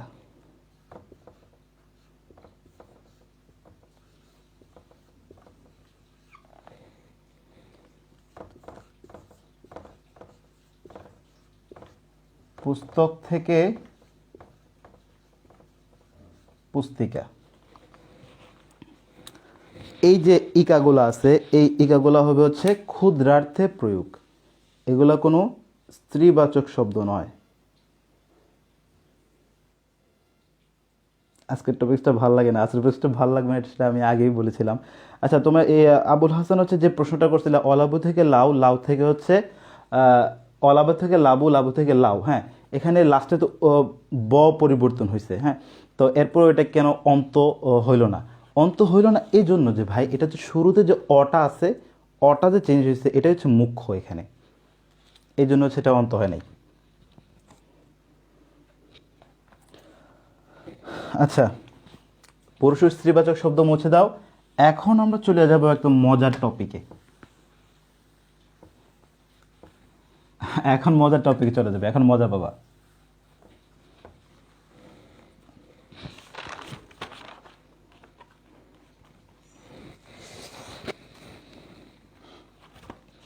একটু মজার টপিকে চলে যাই। আচ্ছা, আমরা যখন কবি পরিচিতি পড়ি তখন একটা ঝামেলার মধ্যে পড়ি না, যে কবিদের যে জন্মস্থান, এই জন্মস্থানগুলো মনে রাখতে একটু ঝামেলার মধ্যে পড়ে যাই, যে জন্মস্থানগুলো মনে থাকে না। হ্যাঁ, আমরা একটা সহজ টেকনিকের মাধ্যমে হচ্ছে জন্মস্থানগুলো মনে রাখবো। এই সহজ টেকনিক আজকে হচ্ছে খুবই কঠিন একটা টেকনিক বানাইছি। এই সহজ টেকনিকটাকে শুরু করব। বলো বলো, সহজ টেকনিকটাকে পড়ানো শুরু করব নাকি এটা গল্প টল্প শুনতে চাও?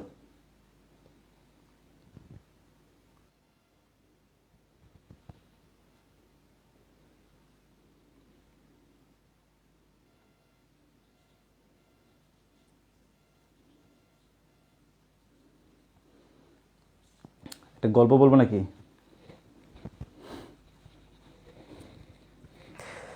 আচ্ছা, গল্প বলবো। আমরা বাংলা বাংলা থেকেই গল্প বলবো, যাও বাংলা থেকেই গল্প বলবো। তোমাদের বাংলাতে হচ্ছে একটা প্রবন্ধ আছে, একটা পাঠ আছে না, যে জাদুঘরে কেন যাব, জাদুঘরে কেন যাব, এটা লেখকে আনিসুজ্জামান স্যার। হ্যাঁ, আনিসুজ্জামান স্যার হচ্ছে ঢাকা বিশ্ববিদ্যালয়ের।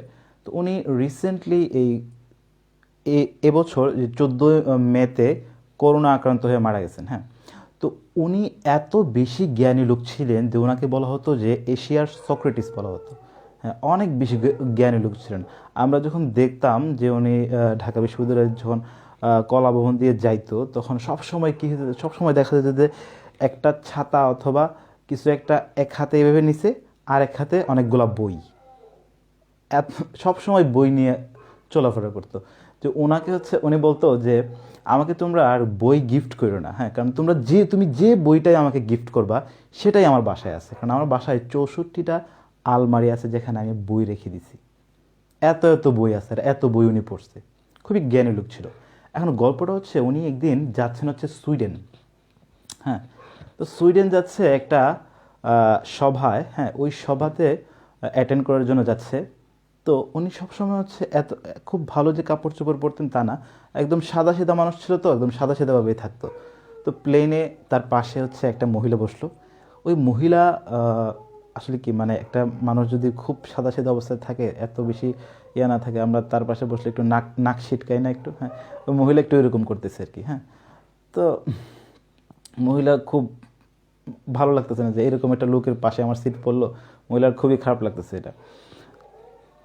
দেন সুইডেনে যখন নামলো, তো সুইডেনে নামার পরে যে সভাতে অ্যাটেন্ড করলো, সভাতে অ্যাটেন্ড করার পর দেখে যে মহিলা যে সবাই অ্যাটেন্ড করতে আসছে, ওই সবার সভাপতি হচ্ছে আনিসুজ্জামান স্যার, যার সাথে হচ্ছে তিনি প্লেনে করে এত দূর পথ পাড়ি দিয়ে আসছেন। হ্যাঁ, ইচ্ছা করে কথা বলে নাই, যে ও একটু নাক ছিটকেছে যে এরকম একটা লোক। ওই সবার সভাপতি আনিসুজ্জামান স্যার। তো কত বড় জ্ঞানী লোক ছিলেন, অনেক বড় জ্ঞানী লোক ছিলেন।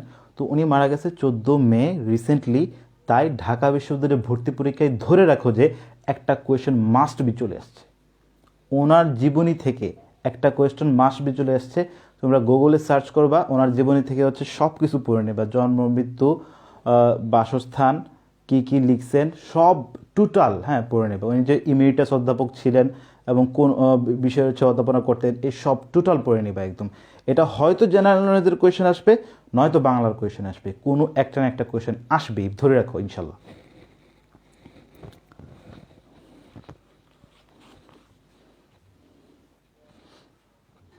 ওকে, আমরা একটু রিফ্রেশমেন্ট নিলাম। এখন আর একটু পরে ঢুকে ঢুকে যাই। দেখো, বিড়াল বিড়াল তো বঙ্কিমচন্দ্র চট্টোপাধ্যায়ের লেখা। তো আমরা সবসময় বিপাকে পড়ি যে আহ, কবির জন্মস্থান মনে রাখতে পারি না। এই জন্য একটা ঝামেলায় পড়ে যায়। লিখো বিড়াল তো বঙ্কিমচন্দ্র চট্টোপাধ্যায়। হ্যাঁ, লিখো বঙ্কিমচন্দ্র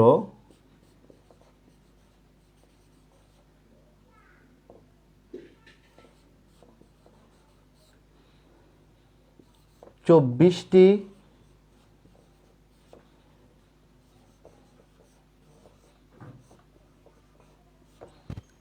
কাঁঠাল পেরে পশ্চিমবঙ্গে নিয়ে আসলো। এগুলো কিন্তু মুখস্থ করা লাগবে না, এগুলো জাস্ট শুনতেছো যে, এটাই মনে থাকবে। পশ্চিমবঙ্গে নিয়ে আসলো। বঙ্কিমচন্দ্র কী করলো? 24টা কাঁঠাল পেরে পশ্চিমবঙ্গে নিয়ে আসলো। হ্যাঁ, এই লাইনটা কেন লিখলাম? এই লাইনটা মুখস্থ করা লাগবে না, মুখস্থ করতে দেয় না। হ্যাঁ, এই বঙ্কিমচন্দ্র 24টা কাঁঠাল পেরে পশ্চিমবঙ্গে নিয়ে আসলো। এখানে আমরা বের করব যে বঙ্কিমচন্দ্রের জন্মস্থান। 24টা কাঁঠাল পেরে থেকে আসবে এখানে কাঁঠালপাড়া।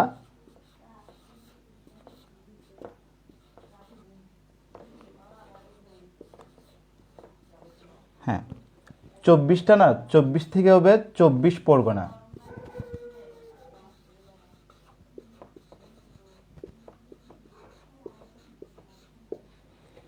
তারপর দেখো পশ্চিমবঙ্গে নিয়ে আসলো, পশ্চিমবঙ্গ।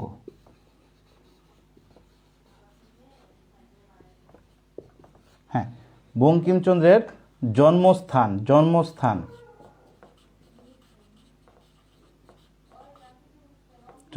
কোথায়? কাঁঠালপাড়া, 24 পরগনা, পশ্চিমবঙ্গ। অর্থাৎ পশ্চিমবঙ্গের 24 পরগনার কাঁঠালপাড়া গ্রামে হচ্ছে বঙ্কিমচন্দ্র চট্টোপাধ্যায়ের জন্ম। নামটা কি বলছিলেন ওনার? আচ্ছা, আনিসুজ্জামান স্যারের কথা বলছিলাম। আচ্ছা, ওকে। আচ্ছা, বিড়াল, হ্যাঁ বিড়াল হচ্ছে বঙ্কিমচন্দ্র। হ্যাঁ, আমি আনিসুজ্জামান স্যারের কথা বলছিলাম। আচ্ছা, এরপরে আসা হচ্ছে অপরিচিতা। হ্যাঁ, আচ্ছা, এই ধরনের টেকনিক কি ভালো লাগে? যে এই ধরনের টেকনিকে জন্মস্থানগুলো মুখস্থ করতে ভালো লাগতেছে? তাহলে হচ্ছে আমি আরও অনেক টেকনিক আছে আমার কাছে, বলবো সবগুলা। বলো, নাকি টেকনিকটাই খুব কঠিন হয়ে যাচ্ছে? আমি বুঝতে পারতেছি না। তোমাদের ফিডব্যাক না পাইলে হচ্ছে আমি ইয়ে করতে পারবো না, কারণ আমি এইভাবে দিয়ে দিয়ে মনে রাখি তো।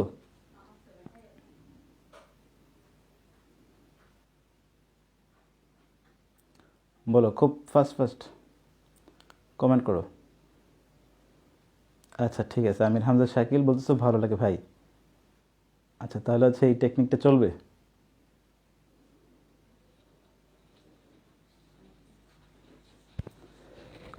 রুবায়াত লুবনা, আমি হচ্ছে আনিসুজ্জামান স্যারের কথা বলছিলাম। তোমাদের বইতে আছে জাদুঘরে কেন যাব, এটাতে। আচ্ছা, এটা মুছে দিই। বিড়ালের পরে আসে হচ্ছে অপরিচিতার লেখক কে? রবীন্দ্রনাথ ঠাকুর, তাই না?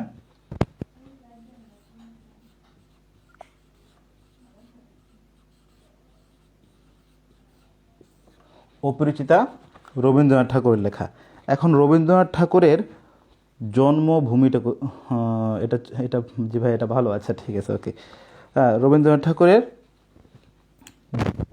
জন্মস্থান আমরা এটা জানি, তারপরে হচ্ছে আমি লিখতেছি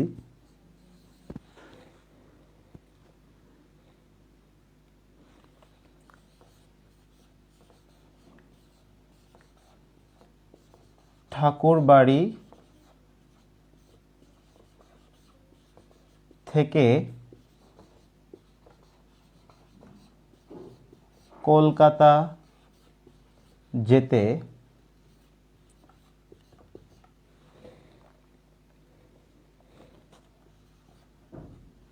জোড়াসাঁকো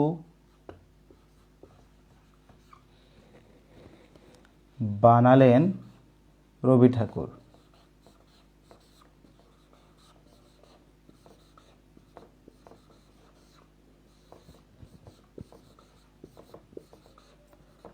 ঠাকুরবাড়ি থেকে কলকাতা যেতে জোড়াসাঁকো বানালেন কে? রবি ঠাকুর। হ্যাঁ, এখানে হচ্ছে আমরা কীভাবে বের করব? এই ক্লুটা থেকে দেখো, জন্মস্থান, রবীন্দ্রনাথ ঠাকুরের জন্মস্থান,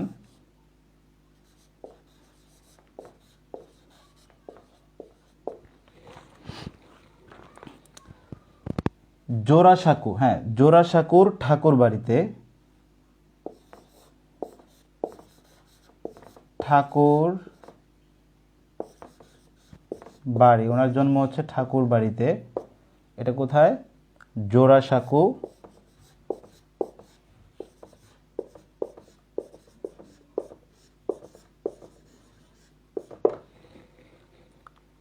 কলকাতা।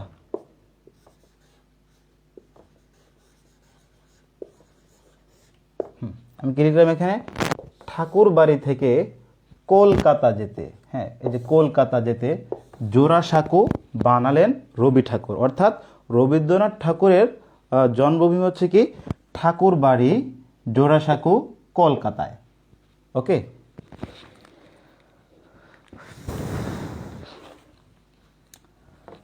আমরা নেক্সট আরেকটাতে চলে যাই।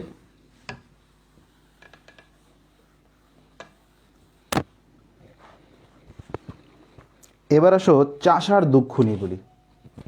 চাষার দুঃখ,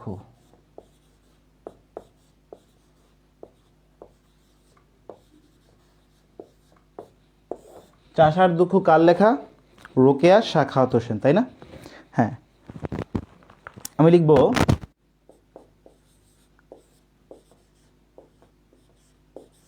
রোকেয়া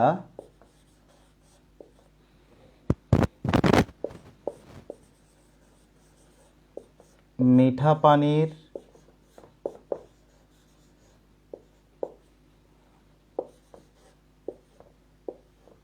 রং চা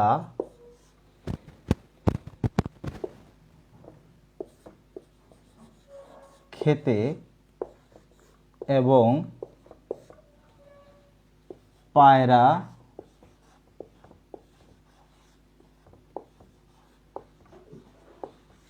বুন্দি করে রাখতে পছন্দ করতেন।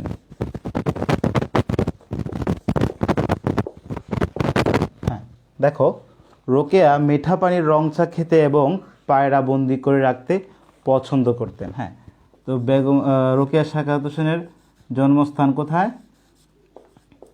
জন্মস্থানটা হচ্ছে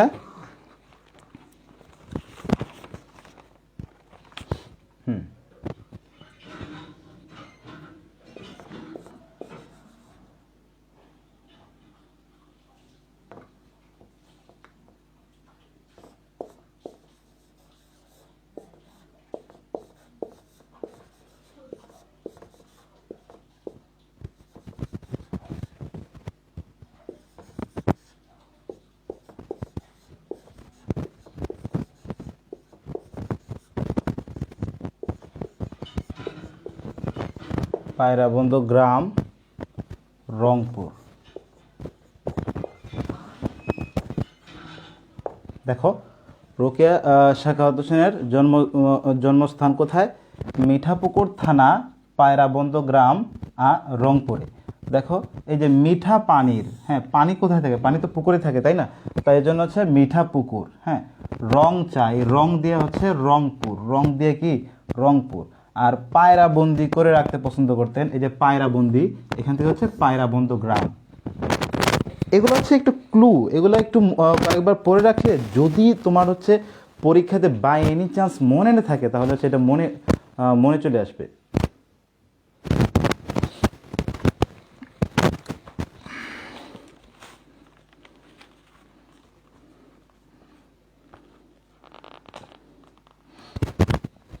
আচ্ছা, এটা মুছে দিই।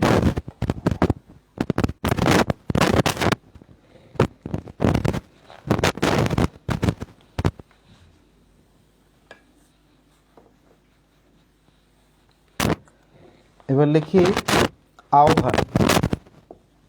আহ্বান কার লেখা? বিভূতিভূষণ বন্দ্যোপাধ্যায়, না? আহ্বান লেখা হচ্ছে মামা বাড়িতে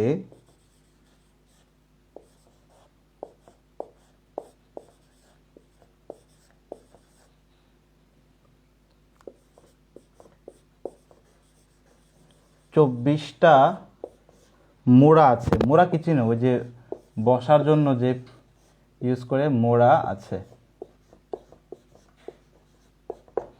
মামা বাড়িতে 24টা কি আছে? মোড়া আছে। হ্যাঁ হ্যাঁ, আহ্বান যে লিখেছেন এটা কি? বিভূতিভূষণ বন্দ্যোপাধ্যায়। হ্যাঁ, এই জিনিসটা খেয়াল রাখবে, আহ্বান কে লিখছে?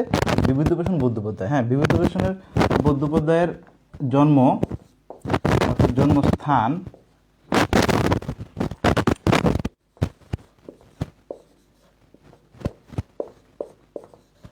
মুরারিপুর গ্রাম, মোরা আছে, এই যে মোরা থেকে হচ্ছে মুরারিপুর, হ্যাঁ গ্রাম। এটা হচ্ছে ওনার মামা বাড়ি লিখছি না, হ্যাঁ ওনার জন্ম হচ্ছে মামা বাড়িতে, ব্র্যাকেটে লিখে রাখো মামা বাড়িতে জন্ম, মামার বাড়িতে জন্ম, মামার বাড়িতে লিখে রাখো, মামার বাড়িতে, হ্যাঁ মামা বাড়িতে 24টা মোড়া আছে। মামা বাড়ি অর্থাৎ ওনার জন্ম হচ্ছে মামা বাড়িতে, আর মোরা থেকে মুরারিপুর গ্রাম, 24টা থেকে হচ্ছে 24 পরগনা।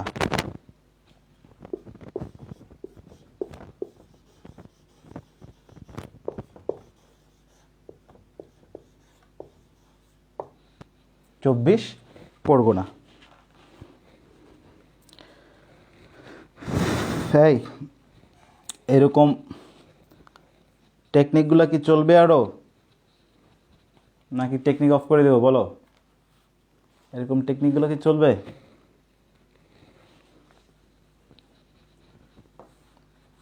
বলো বলো।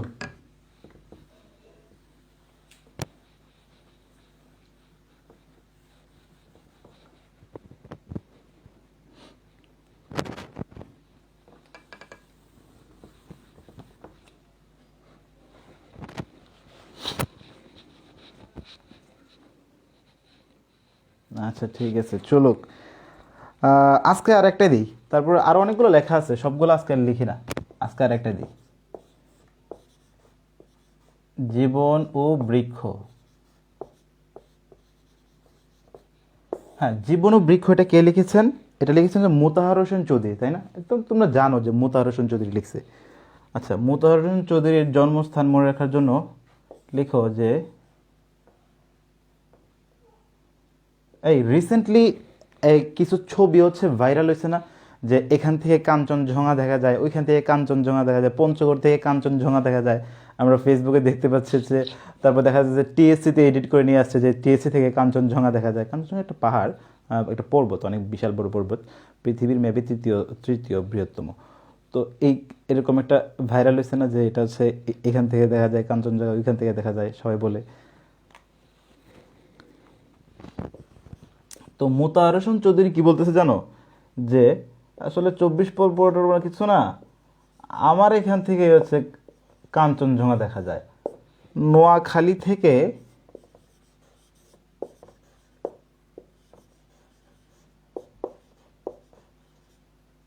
কাঞ্চনজঙ্ঘা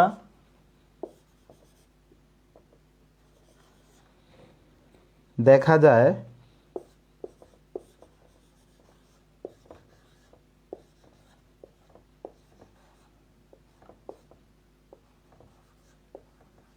বলিলেন মোতাহার হোসেন চৌধুরী।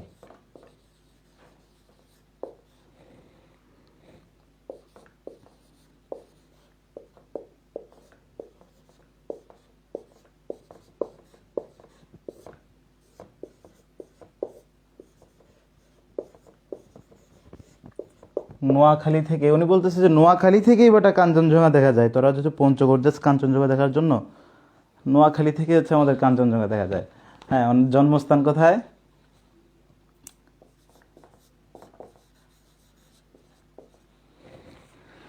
জন্ম হচ্ছে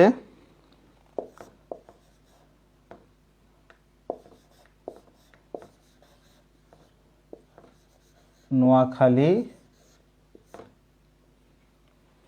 জেলার কাঞ্চনপুরে।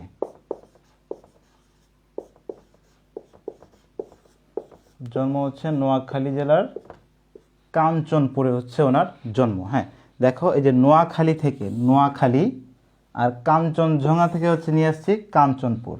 হ্যাঁ, নোয়াখালী জেলার কাঞ্চনপুরে, কাঞ্চনপুর হচ্ছে একটা গ্রামের নাম, নোয়াখালী জেলার কাঞ্চনপুর গ্রামে হচ্ছে ওনার জন্ম।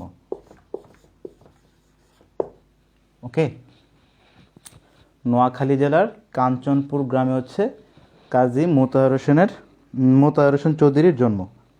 আচ্ছা, আজকের টেকনিক এ পর্যন্ত থাকুক, আরও অনেক মোটামুটি তোমাদের বেশ কয়েকটা হচ্ছে এরকম কবিদের জন্মস্থান নিয়ে হচ্ছে আমি এরকম টেকনিক লিখে রাখছি, আস্তে আস্তে দিই। হ্যাঁ, এখন চলে আসো, আমাদের পড়া ছিল হচ্ছে চাষার দুঃখ। চাষার দুঃখ, হ্যাঁ, চাষার দুঃখ একটা টপিক ছিল আমাদের।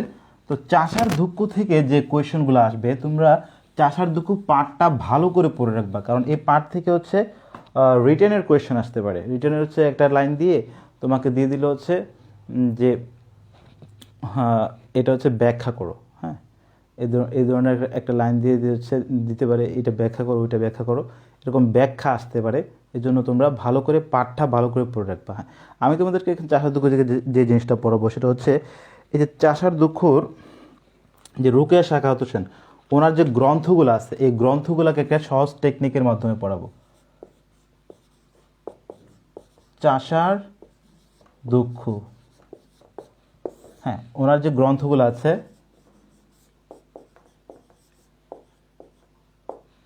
কারণ অনেক সময় প্রশ্ন আসে, এই প্রশ্নটা বেশি বেশি আসে যে নিচের কোনটি রোকেয়া সাখাওয়াত হোসেনের গ্রন্থ, এরকম প্রশ্ন আসে। তো তোমরা যদি নাই জানো যে কোনটা হচ্ছে রোকেয়া সাখাওয়াত হোসেনের গ্রন্থ, তাহলে তোমরা অ্যান্সার করবা কীভাবে? লিখো অবরোধ বাসিনীর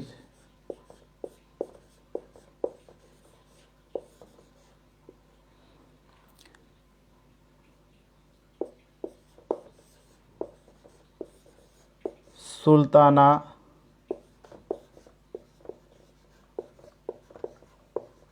স্বপ্নে দেখেছিল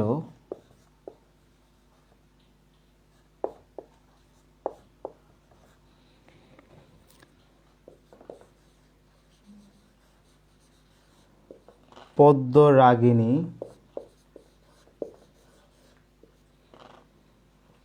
মতিচুর, মতিচুর একটা লাড্ডুর নাম আছে না, মতিচুর লাড্ডু অনেক মজা।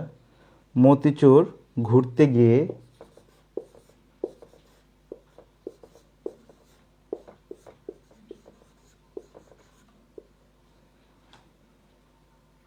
ডিলিসিওতে হত্যা করেছে।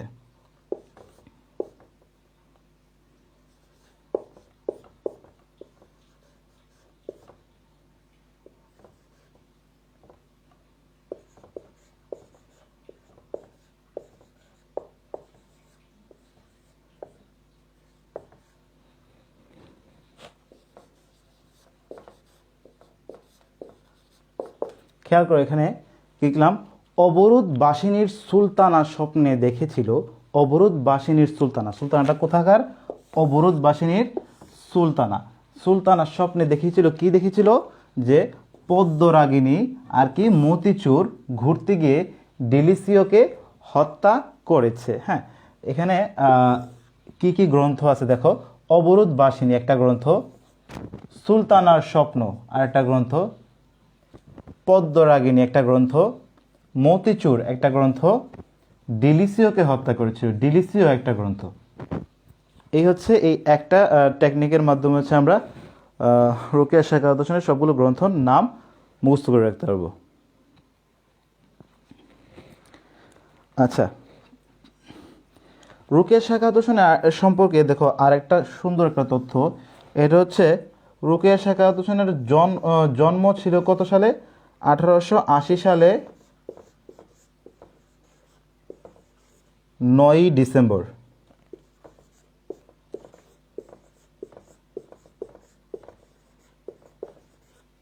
আর মৃত্যু কবে ছিল? 1932 সালে 9ই ডিসেম্বর। সেম জন্মসাল এবং মৃত্যু সাল একদম সেম।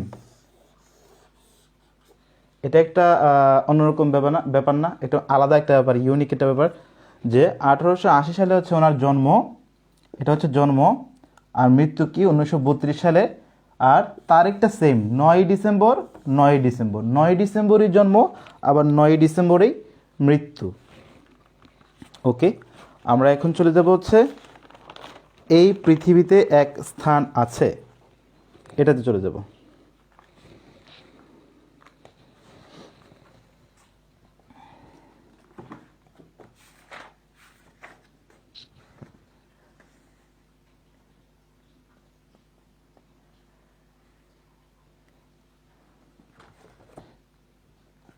একটু ওয়েট।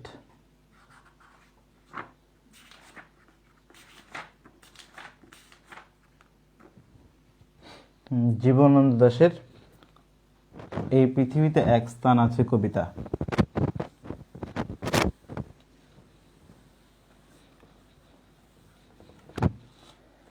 এই পৃথিবীতে এক স্থান আছে।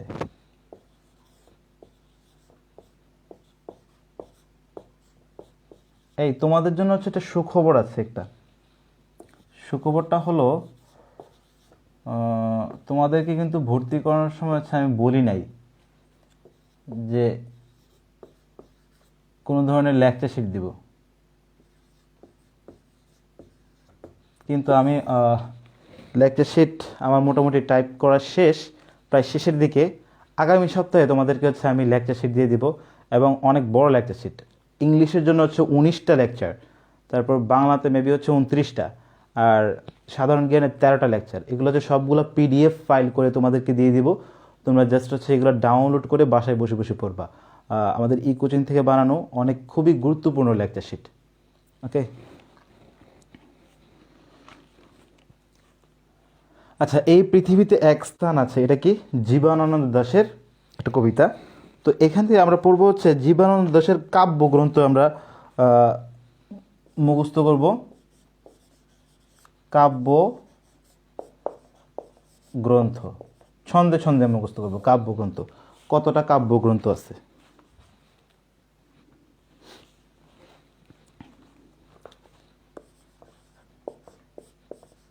কবি ঝরা পালকের উপর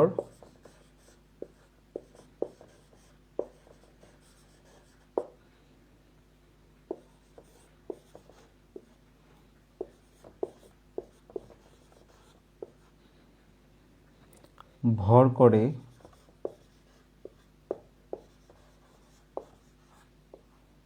কবি ঝরা পালকের উপর ভর করে এ মহাপৃথিবীতে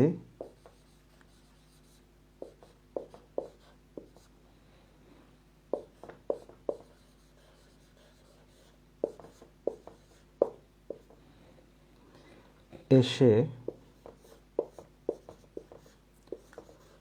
রূপসী বাংলায়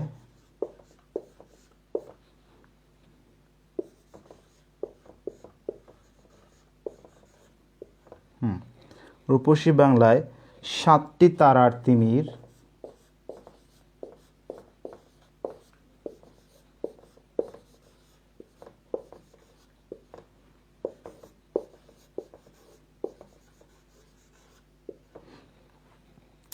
বাজিয়ে মেয়ে বনলতা সেনকে বেলা অবেলায় কালবেলা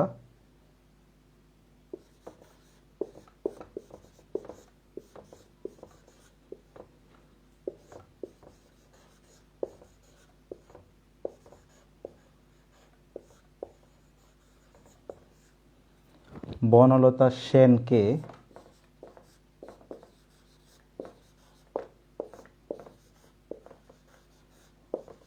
বেলা অবেলায়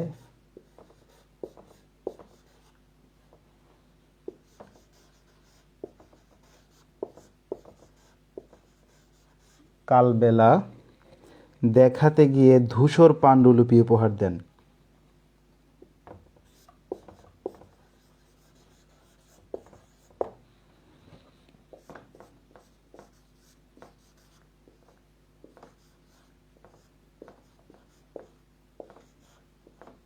ধূসর পাণ্ডুলিপি উপহার দেন।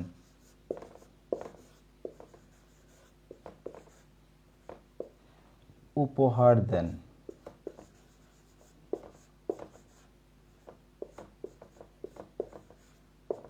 ওকে, আচ্ছা দেখো এখানে জীবনানন্দ দাশের কাব্যগ্রন্থগুলো আছে। ভাই বেশি করে প্র্যাকটিস দিয়ে দিয়েন। হ্যাঁ, প্র্যাকটিস আমার লেকচার সেটা অনেক প্র্যাকটিস আছে, অনেক অনেক হিউজ প্র্যাকটিস আছে। আচ্ছা, কবি ঝরা পালক, এই ঝরা পালক হচ্ছে ওনার একটা কাব্যগ্রন্থ। ঝরা পালকের ওপর ভর করে এ মহাপৃথিবীতে একটা কাব্যগ্রন্থ, এসে রূপসী বাংলায় একটা কাব্যগ্রন্থ, 7টি তারার তিমির একটা কাব্যগ্রন্থ, বাজিয়ে মেয়ে বনলতা সেনকে, যে বনলতা সেন একটা কাব্যগ্রন্থ, তোমরা জানো বনলতা সেন বিখ্যাত একটা কাব্যগ্রন্থ। তারপর বেলা অবেলায় কালবেলা, বেলা অবেলায় কালবেলা একটা কাব্যগ্রন্থ দেখাতে গিয়ে ধূসর পাণ্ডুলিপি, হ্যাঁ ধূসর পাণ্ডুলিপি হচ্ছে একটা কাব্যগ্রন্থ। এখানে কয়টা কাব্যগ্রন্থ মুখস্থ হয়ে গেল আমাদের? ঝরাপালক, মহাপৃথিবী, রূপসী বাংলা, ষাটটি তারার তিমির, বনলতা সেন, বেলা অবেলায় কালবেলা, ধূসর পাণ্ডুলিপি। এই যে 7টা কাব্যগ্রন্থ নাম আছে এখানে, আমরা এই ছন্দে ছন্দে মুখস্থ করে ফেলতে পারবো। ছন্দটা সুন্দর করে পড়বা, বাসায় বসে বসে ছন্দটা সুন্দর করে পড়বা, যে কবি ঝরাপালকের ওপর ভর করে এই মহাপৃথিবীতে এসে রূপসী বাংলায় 7টি তারার তিমির বাজিয়ে মেয়ে বনলতা সেনকে বেলা অবেলায় কালবেলা দেখাতে গিয়ে ধূসর পাণ্ডুলিপি উপহার দেন। আচ্ছা, এবার আসো জীবনানন্দ দাশের উপন্যাস নিয়ে কথা বলবো।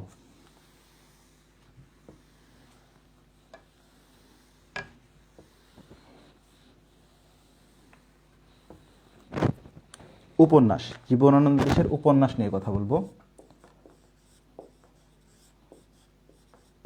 উপন্যাস আর খুব বেশি সময় নাই, উপন্যাসটা পড়ার পরে তারপর হচ্ছে আর একটু ইয়ে করে শেষ করে দিব, বেশি সময় নেই। উপন্যাস,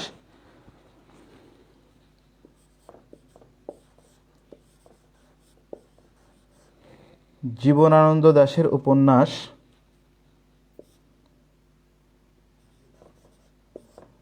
জীবনানন্দের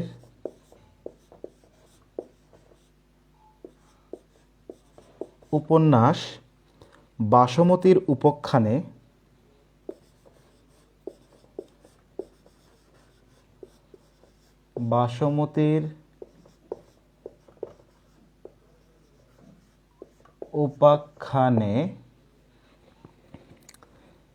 বিরাজ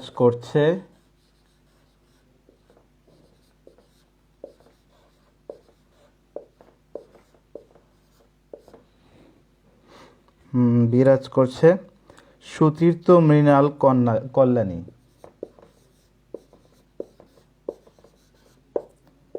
সুতীর্থ মৃণাল কল্যাণী এবং মাল্যবান এর কারুবাসনার কথা।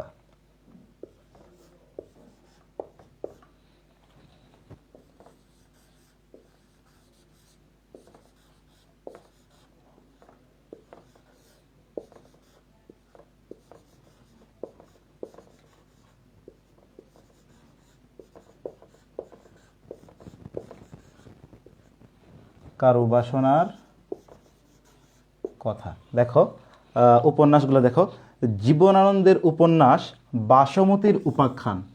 বাসমতীর উপাখ্যান বিরাজ করছে সুতীর্থ মৃণাল কল্যাণী মাল্যবান হবে এটা দন্তন্য, মাল্যবান এর কারুবাসনা আরেকটা উপন্যাস। এই হচ্ছে কয়টা উপন্যাস পাইলাম আমরা এখানে? 1 2 3 4 5 6 7, 7টা উপন্যাস পাইলাম। জীবনানন্দ দাশের উপন্যাস বাসমতীর উপাখ্যানে বিরাজ করছে সুতীর্থ মৃণাল কল্যাণী মাল্যবানের কারুবাসনার কথা। এই একটা ছন্দের মাধ্যমে হচ্ছে আমরা জীবনানন্দ দাশের 7টা উপন্যাস পেয়ে গেলাম। এছাড়াও জীবনানন্দ দাশের একটা প্রবন্ধ গ্রন্থ আছে,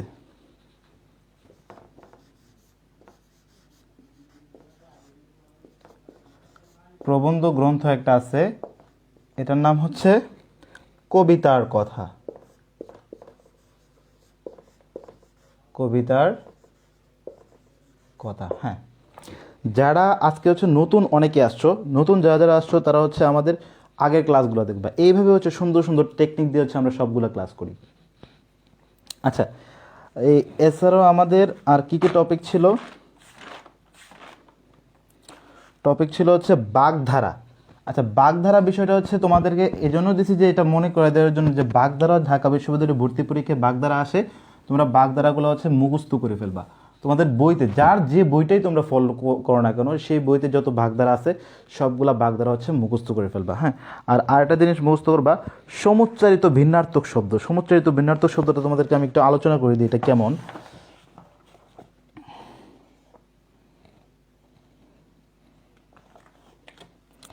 এটা একই রকম উচ্চারণ হয় কিন্তু অর্থটা হয় আলাদা।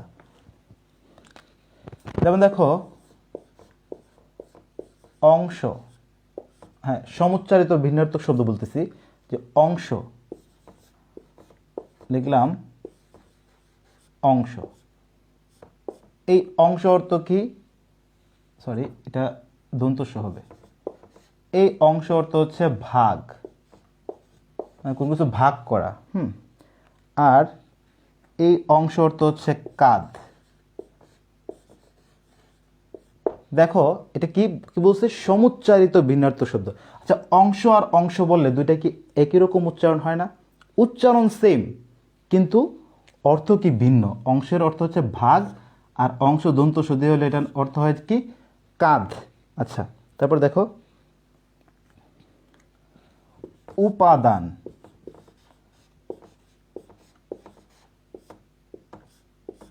আর এটা হচ্ছে উপাধান। এটা সমুচ্চারিত না কিন্তু প্রায় সমুচ্চারিত, একটা দ আর একটা ধ, প্রায় সমুচ্চারিত, তাই না? উপাদান মানে কি? উপাদান মানে হচ্ছে উপকরণ, আর উপাধান মানে কি? উপাধান মানে হচ্ছে বালিশ। উপাধান মানে হচ্ছে বালিশ। আর কয়েকটা দেখাই।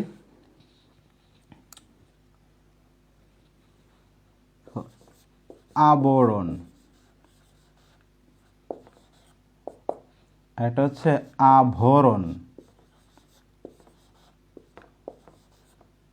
হ্যাঁ, আবরণ মানে কি? আবরণ মানে হচ্ছে আচ্ছাদন, মানে কোনো কিছু আচ্ছাদন করা, পেঁচানো, আচ্ছাদন। আর আভরণ মানে হচ্ছে অলংকার।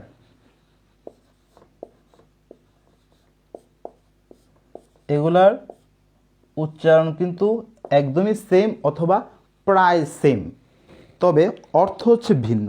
এগুলো থেকে হচ্ছে ঢাকা বিশ্ববিদ্যালয়ের কোয়েশ্চেন আসে, তোমরা এগুলো হচ্ছে পড়ে ফেলবা, বই থেকে এগুলো মুখস্থ করবা, ঠিক আছে? আচ্ছা, আমাদের হচ্ছে বলছিলাম যে প্রত্যেকটা ক্লাস 2 ঘন্টা হবে, 2 ঘন্টা থেকে একটু কম হলে সমস্যা নাই। তোমাদেরকে আমরা এই যে 12টা ক্লাস আছে না, 12টা করে ক্লাস, এর চাইতে আরও অনেক বেশি ক্লাস হবে। দেখতেছো যে আমি সব কিছু তোমাদেরকে বেশি বেশি দিচ্ছি। যে লেকচার শিটে দেওয়ার কথা ছিল না, কিন্তু লেকচার শিটে দিচ্ছি, সব কিছু দেওয়ার চেষ্টা করতেছি। ক্লাসও ইনশাল্লাহ আরও অনেক বেশি বেশি ক্লাস হবে। আচ্ছা, আজকে এ পর্যন্তই থাকুক, নেক্সট ক্লাসে আবার দেখা হবে। আল্লাহ হাফেজ।